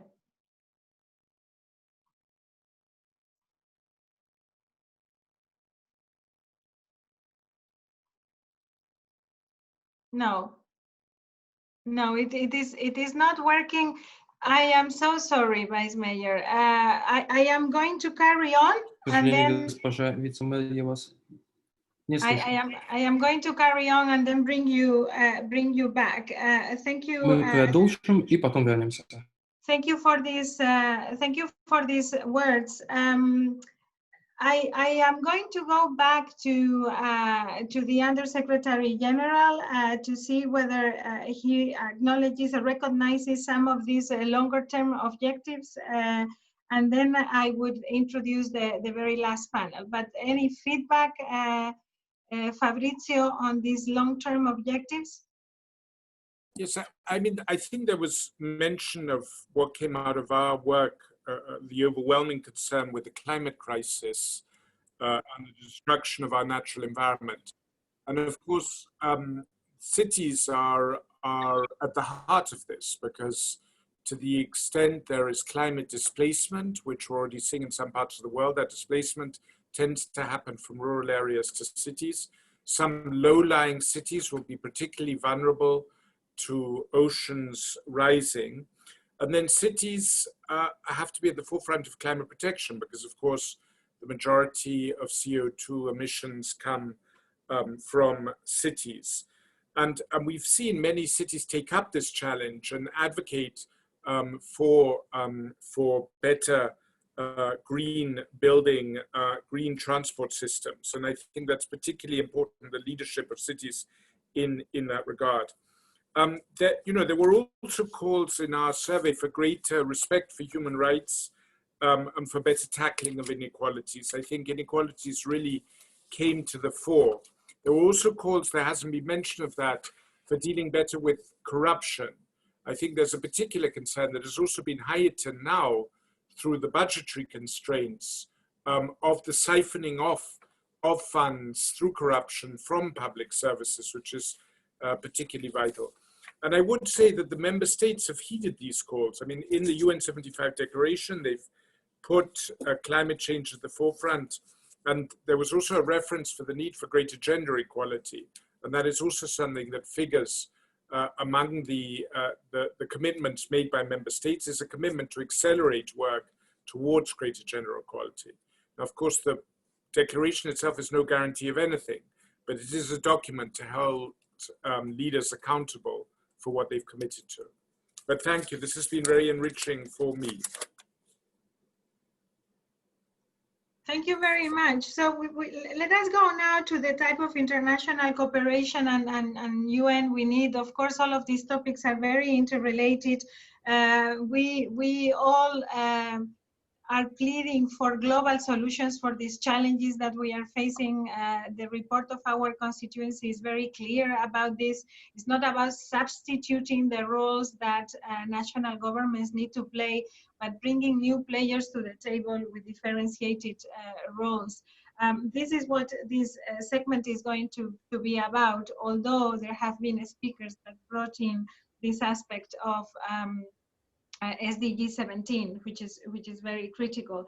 So I'm going now to the mayor of San Jose de Costa Rica, Johnny Araya. Please, Johnny, you have the floor. Señor Vicesecretario General de las Naciones Unidas, señora Directora de ONU Habitat, estimados alcaldes y presidentes de regiones, queridos colegas de Global Taskforce, amigas y amigos. Es motivo de celebración la sesión de hoy. Celebramos los 75 años de las Naciones Unidas, pero celebramos también los hallazgos del informe sobre la consulta mundial comisionado por el secretario general António Guterres, y la ciudadanía ha hablado. Coincidimos plenamente con la prioridad inmediata señalada por la mayoría, por la inmensa mayoría de los encuestados. Tenemos que mejorar el acceso a los servicios básicos. Esta pandemia ha evidenciado la importancia de las ciudades en el mantenimiento y funcionamiento de los servicios públicos. Las ciudades hemos desarrollado nuevos servicios y adaptado algunos para apoyar las medidas sanitarias al tiempo que se garantiza la protección de los funcionarios locales que los facilitan. Ahora más que nunca, es imperativo garantizar a la ciudadanía la igualdad de acceso a los recursos, a los servicios públicos, así como el acceso a un empleo digno. Celebro que las conclusiones del informe de los 75 años se destaque también de manera abrumadora que las Naciones Unidas deben ser más inclusivas y trabajen por un multilateralismo en red, incluyendo a las mujeres, como ya se ha dicho, a los jóvenes, los grupos vulnerables, las ciudades y las autoridades locales, por supuesto. Las Naciones Unidas pueden ser un ejemplo y reflejo de la columna vertebral de las democracias. Los resultados de esta consulta mundial constituyen, sin duda alguna, un insumo de vital importancia para redimensionar el rol de las Naciones Unidas. Desde las ciudades les decimos que el diálogo entre todas las esferas de gobierno y una descentralización efectiva deben llevarse a cabo para asegurar que los deseos y necesidades de la ciudadanía estén presentes en todas las instancias de gobierno. La solidaridad se ha convertido en un faro de seguridad y debe guiar las transformaciones que necesitamos. Los gobiernos locales y regionales han demostrado su capacidad para actuar como promotores y guardianes de esta solidaridad, tanto a nivel nacional como internacional. Y el tema cobra particular relevancia cuando todos los indicadores nos marcan un crecimiento exponencial de la desigualdad en el mundo. Tenemos que pensar pensar seriamente cómo vamos a revertir esta peligrosa tendencia. Somos, estimados colegas, la esfera de gobierno que mejor puede catalizar las aspiraciones de nuestras comunidades. Solo si somos parte de la mesa de toma de decisiones, seremos capaces de conseguir que la creatividad de nuestras comunidades forme parte de las soluciones que requiere nuestra sociedad. Estamos convencidos que de cara a los próximos 25 años necesitaremos un sólido sistema de gobernanza multilateral y una nueva cultura colaborativa para la gobernanza. Y solo así llegaremos a los 100 años de las Naciones Unidas con el mundo que queremos, con el mundo que soñamos. Muchas gracias. Muchas gracias, alcalde. Gracias por traer la voz latinoamericana a esta reunión. Muchas gracias a FLACMA, a Mercociudades, que también están con nosotros, ambas organizaciones, por acompañarnos en este trabajo que hoy celebramos como un paso más. Es un final, pero un principio también. Gracias por este llamado al multilateralismo y a ese gobierno en paternariado, ¿no? Multinivel. Muchísimas gracias. Allow me to go now to Barry Bravanovich, Mayor of Kitchener. I think you are with us, Barry. I cannot see you right now. But I am, Steve. Very good. So please, you've got the floor. The Undersecretary-General was recognizing at the beginning your inputs in a special session and a high-level dialogue where you presented the report from our side. The floor is yours. Thank you very much, Amelia, and greetings from Kitchener, Canada, on the western edge of the Toronto-Waterloo Innovation Corridor.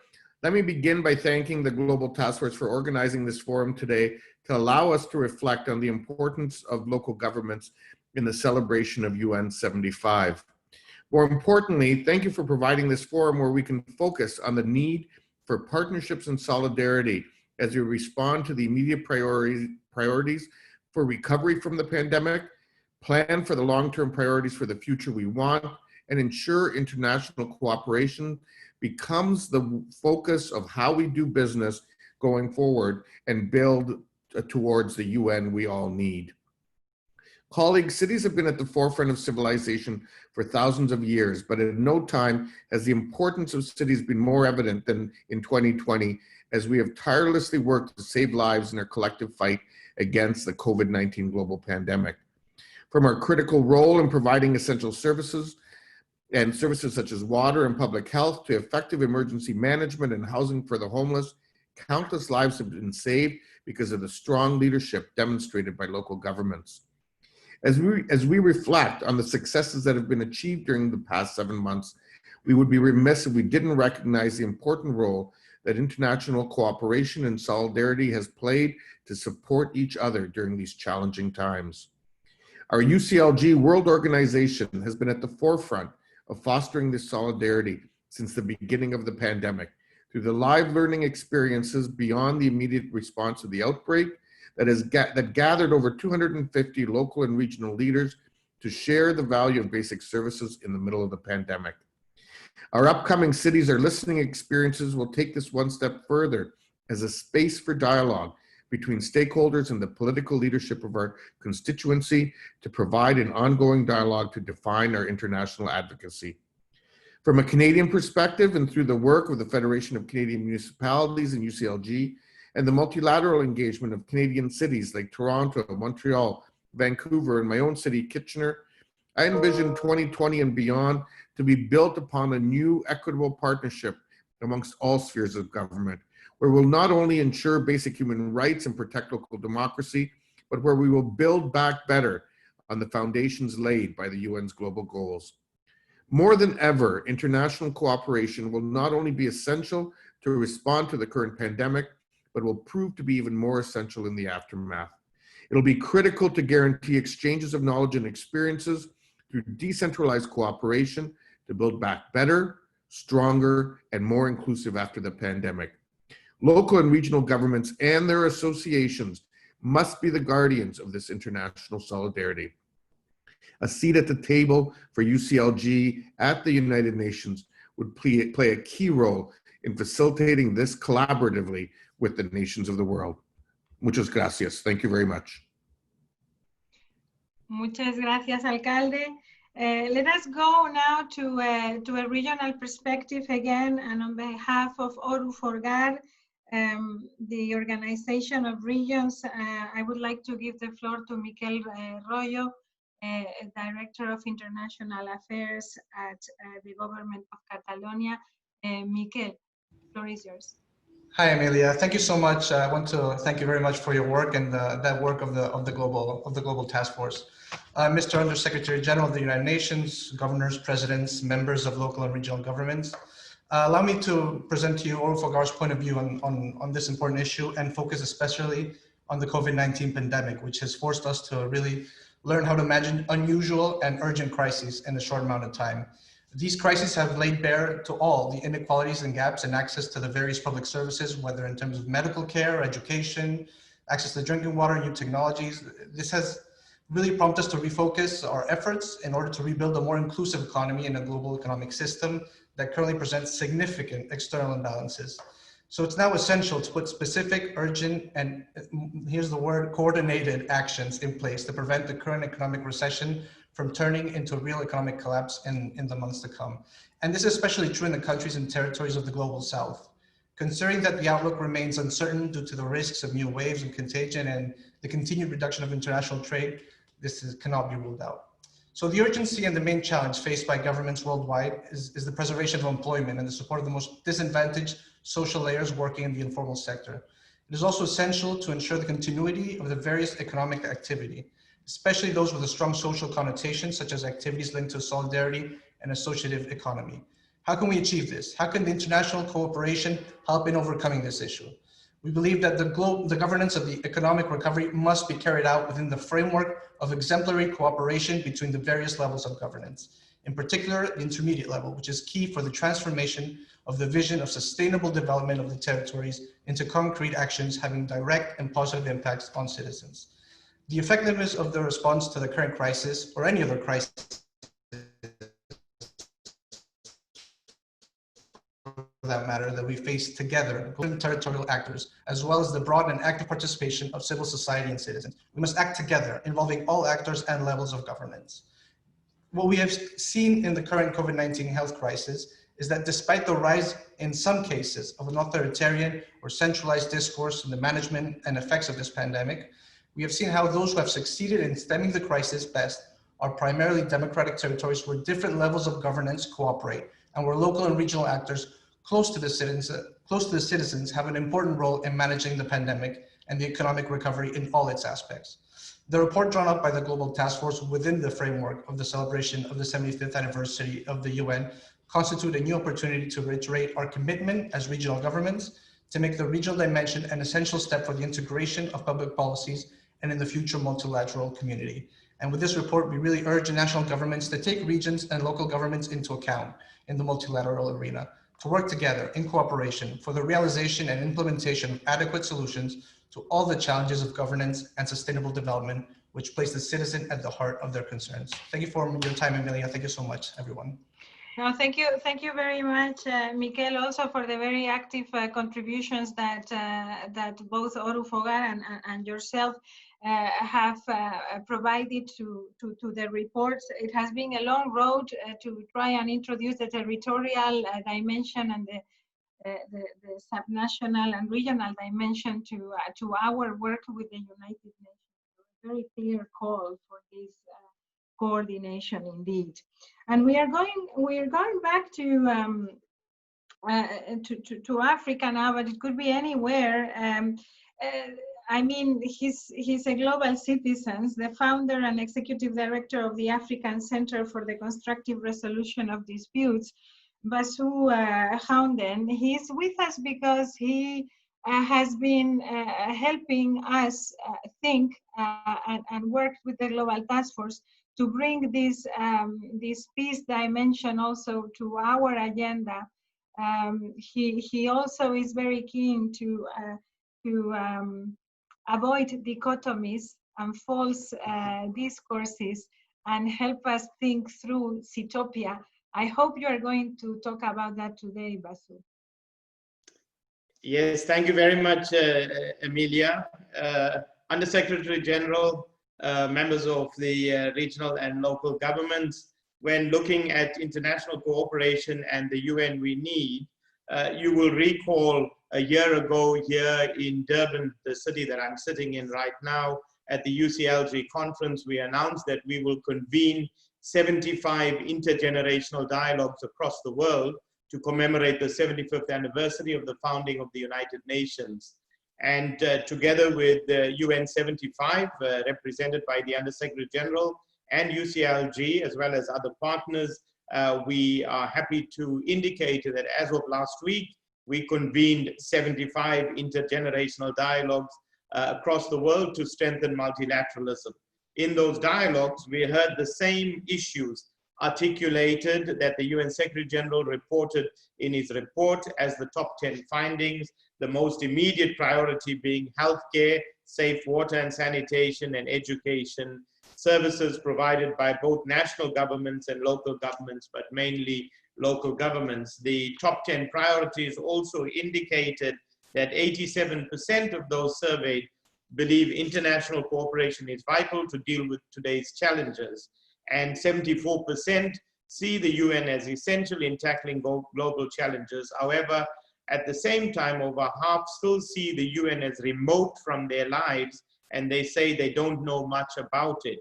Cities, of course, will bring them closer to the UN. And then, of course, participants indicated that dialogues also called for the UN to innovate in other ways. And I want to say today, Emilia, if we look at the statistics in 2045, when the United Nations will be 100, 96 member states of the United Nations out of the 200 odd will have populations of over 10 million people. But at the same time in 2045, 41 megacities will have populations of over 10 million people.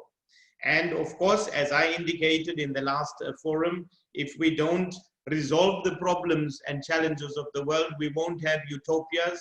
We may go towards dystopias, but we want to actually inculcate what I call Citopias, centers of cooperation and tolerance. And I want to be bold to say today, Emilia, that if we think about 41 megacities having populations of over 10 million and only 96 governments at that time having populations of over 10 million, we should be thinking, and I think it is time under Secretary General, because I know you are making notes for the Secretary General now, I think it is time that we also begin to look, like governments have first chambers and second chambers, that at the United Nations level, we should be thinking of a second chamber along the United Nations General Assembly, what I call a United Nations local government General Assembly. I think that it is time we started thinking about it, and before 2045, we should have a General Assembly of member states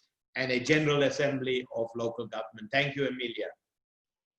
Thank you very much, Vasu. In fact, the Global Task Force convenes the World Assembly of Local and Regional Governments. It's just that they don't let us in that second chamber. But we have been already progressing on that job. So so I hope we are listened to. But in any case, we will not wait around. We will convene it anyway, and hopefully the Secretariat of the United Nations will accompany us, because the United Nations is more than the Secretariat. So we need to charm the system as a whole.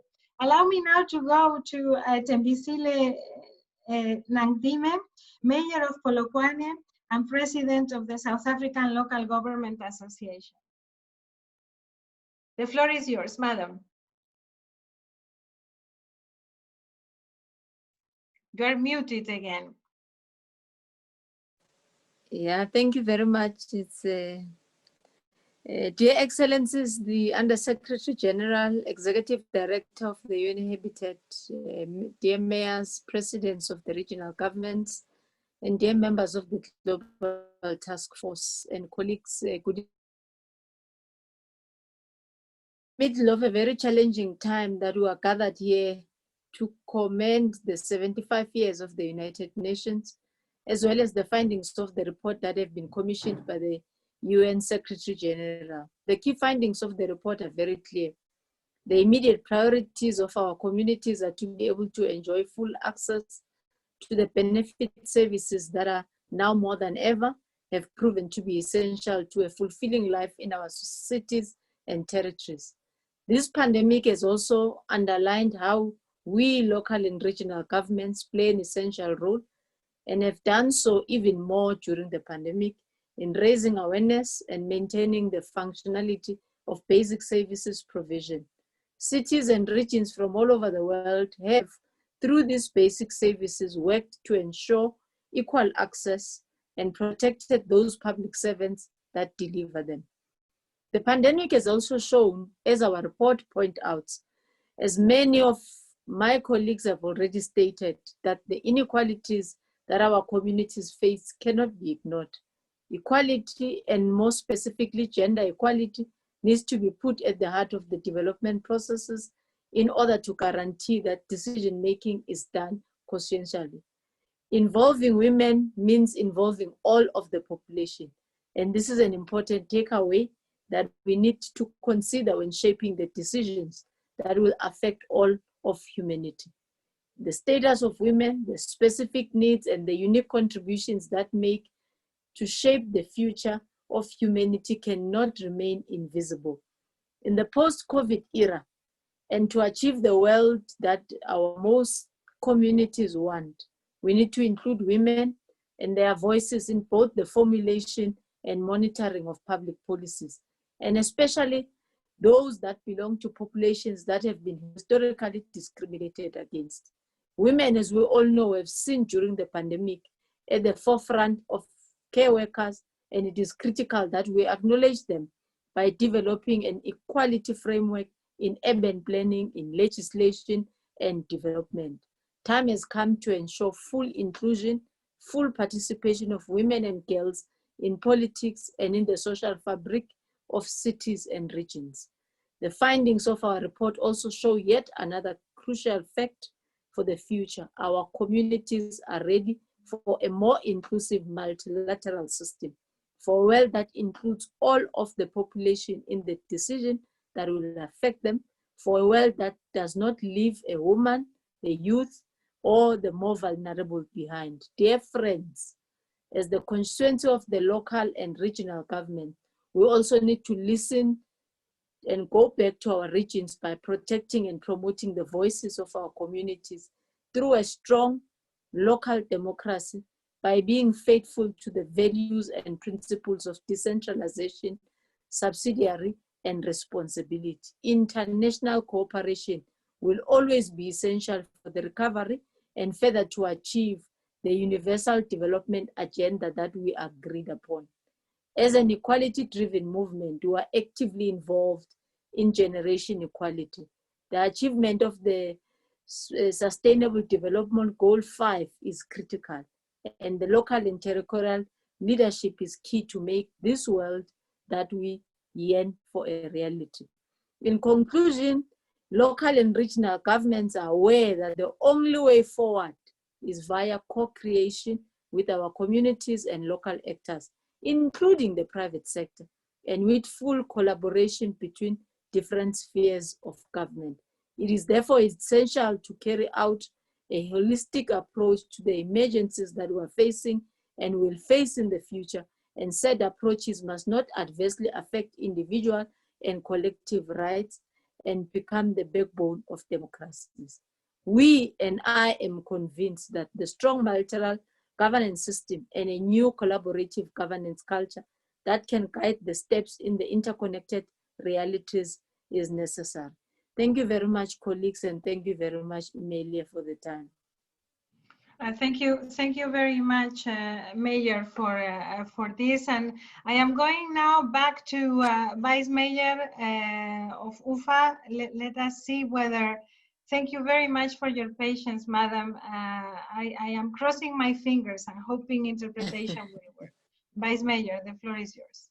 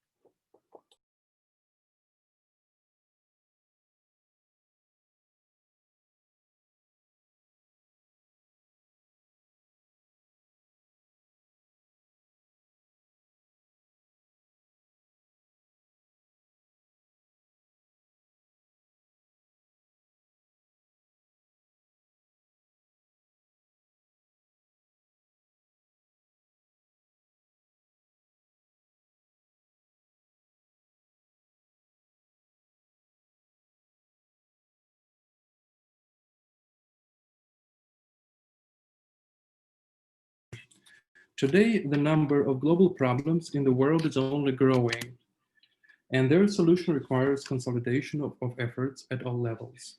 In order to achieve a sustainable future,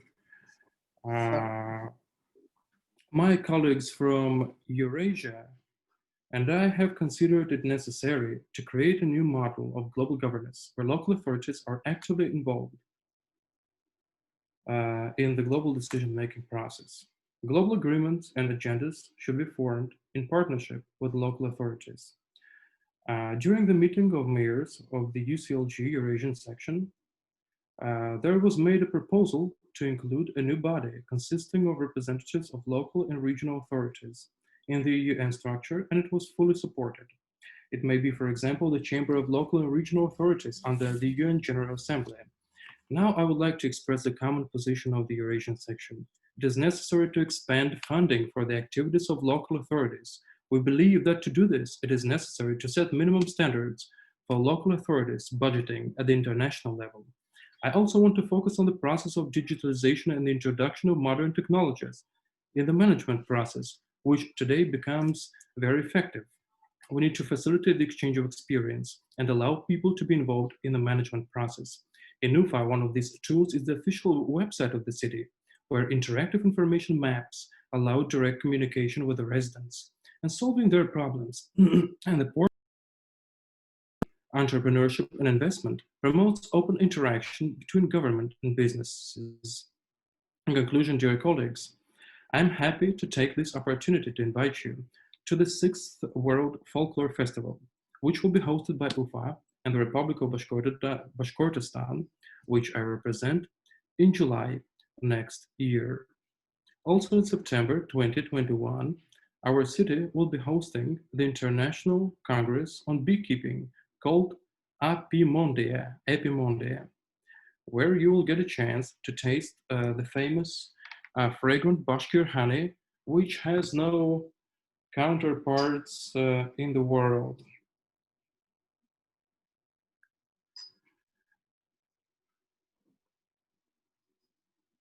And now I would like to thank you for your attention on this note.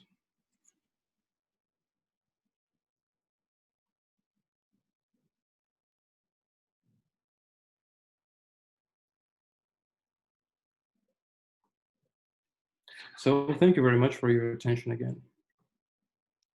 Thank you very much, Vice Mayor. It took a while, but we've got your concrete proposals, and thank you for these inputs. We are going now to, and this will be the last input from our side, and then I will give the floor over to the Under Secretary-General to do closing remarks from his side.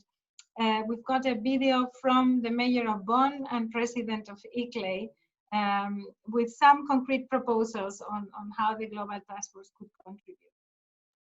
On behalf of ICLEI, a network of over 1,750 local governments for sustainability and focal point to the LGMA constituency. The United Nations is celebrating its 75th anniversary in the shadow of a global pandemic, of serious challenges to multilateralism and life-threatening climate and biodiversity emergencies. ICLEI has committed to accelerating the localization of the UN Decade for Sustainability Action. We ICLEI leaders support the call of the United Nations Secretary-General for a new era of inclusive multilateralism. Our blueprint is based on 4 cornerstones. First, annual high-level consultations with UN chief executives. ICLEI suggests an annual dialogue between the Global Task Force and the UN Sustainable Development Group, all leaders of UN assemblies and multilateral environment agreements.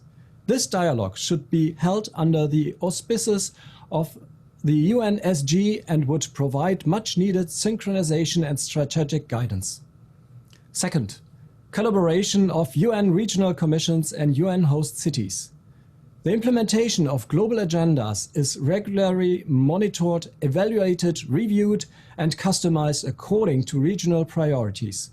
The networks of local and regional governments should increase their participation at discussions led by the UN regional commissions. UN host cities have the potential to play a more active role as facilitators in this dialogue, if resourced accordingly. I'm speaking out of experience as mayor of a UN city here. Third, engagement with UN resident coordinators. With the UN development reform, the mandate of the UN resident coordinators has been expanded. ICLEI invites them to enhance engagement with national associations, networks of local and regional governments, as well as with the local 2030 hubs. Fourth, championing local and regional engagement. Local and regional governments are visible at UN events. Members of local and regional councils, senates and parliaments should have to link their engagement to their own strategies and implementation. This would ensure global awareness and political buy-in for long-term sustainability policies, commitments and initiatives. It is now time to take the spirit of UN75 and shape an action plan. ICLEI stands ready to work with the Global Task Force and the UN towards this end. Let me close with inviting all of you on behalf of ICLEI and Bonn to join the debates at daringcities.org during Urban October. So thank you very much. We thought we would break the rule of the pre-recorded messages because we know the mayor is hosting these Daring Cities, which is part of our Urban October celebrations. We just celebrated Metropolitan Day also with Metropolis very successfully, and the mayor is bringing very concrete proposals on how we could work.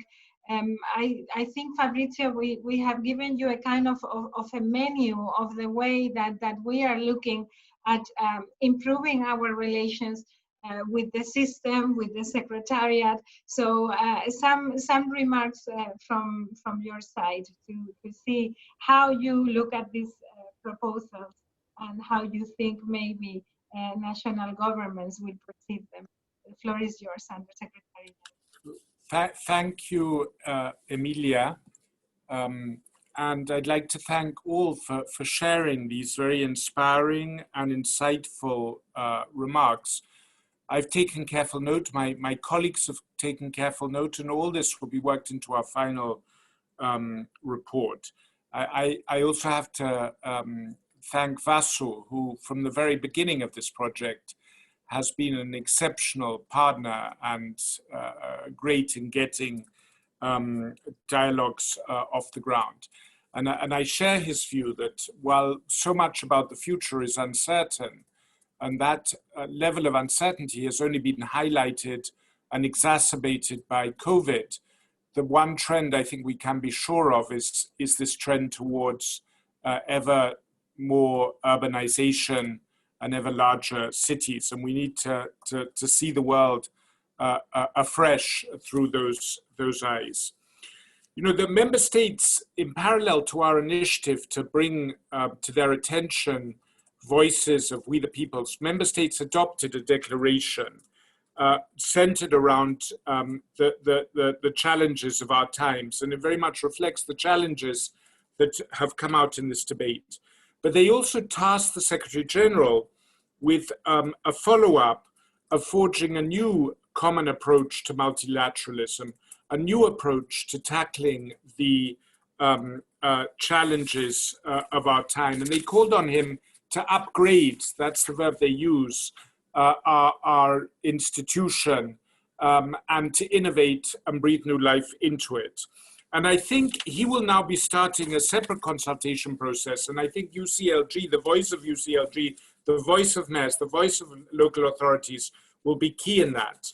And part of the aim is that he will be coming back to the General Assembly early next year or mid next year with proposals on how to make the UN more inclusive. And I think some of the ideas that have been put forward here and that we will certainly carry to the Secretary General about having better dialogue and a more formalized dialogue between local authorities and the United Nations are ideas that could be integrated in the proposal, and that would be a very concrete way forward.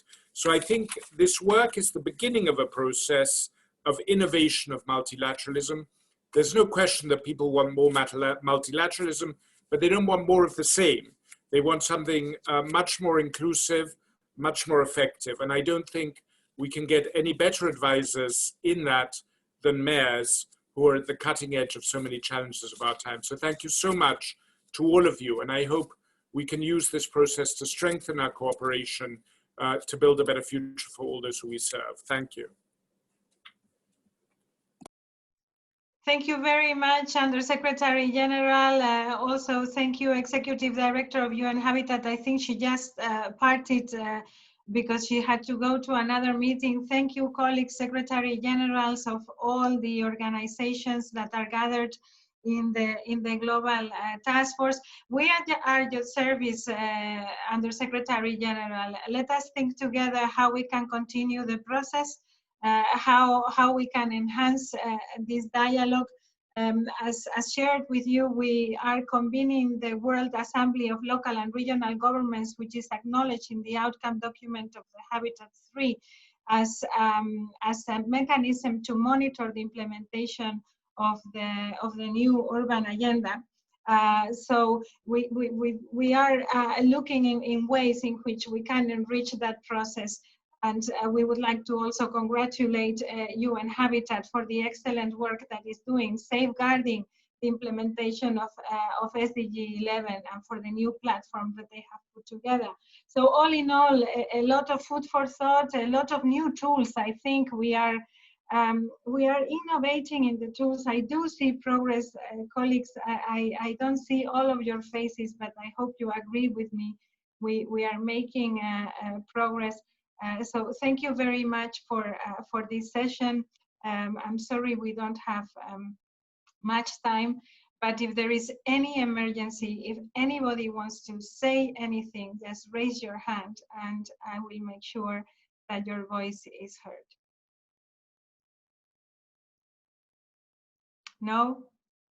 Everybody fields that we have covered, well, we will be meeting again very soon, I am sure. Okay, thank you for your effort, Emilia, and all participants with you. Thanks to everyone. Bye. Bye-bye. Thank you very everybody. much. Muchas gracias. Bye-bye. Thank you. Bye. Bye. Thanks, Emilia. Thanks. Ciao. Thank you, Jean-Pierre. Bye, Emilia. Bye. Oh, Maimuna, you were here. Bye. Yes. Bye. Gracias, I thought you Emilia. left. Ha estado muy bien. Muchas gracias, Carles. Un gusto. Chao. Thank you, Emilia. Bye-bye. Bye. Bye-bye. Hasta la Bye-bye. próxima. Bye-bye, Mehmet. Bye-bye. Bye. Nelson, Bye, Freddy, bye, Mr. Duman. Sergio. Bye. Thank you. Ciao, Emilia. Bye-bye. Ciao, ciao, ciao. Chao, Edwin. Ciao, Emilia. Felicitaciones una vez más. Que os vaya bien. Chao. Gracias. Gracias a todos. Cuídense mucho. Gracias. Take care. Hasta la Bye-bye. vista. Hasta la vista, Vice President. Bye-bye. Bye-bye.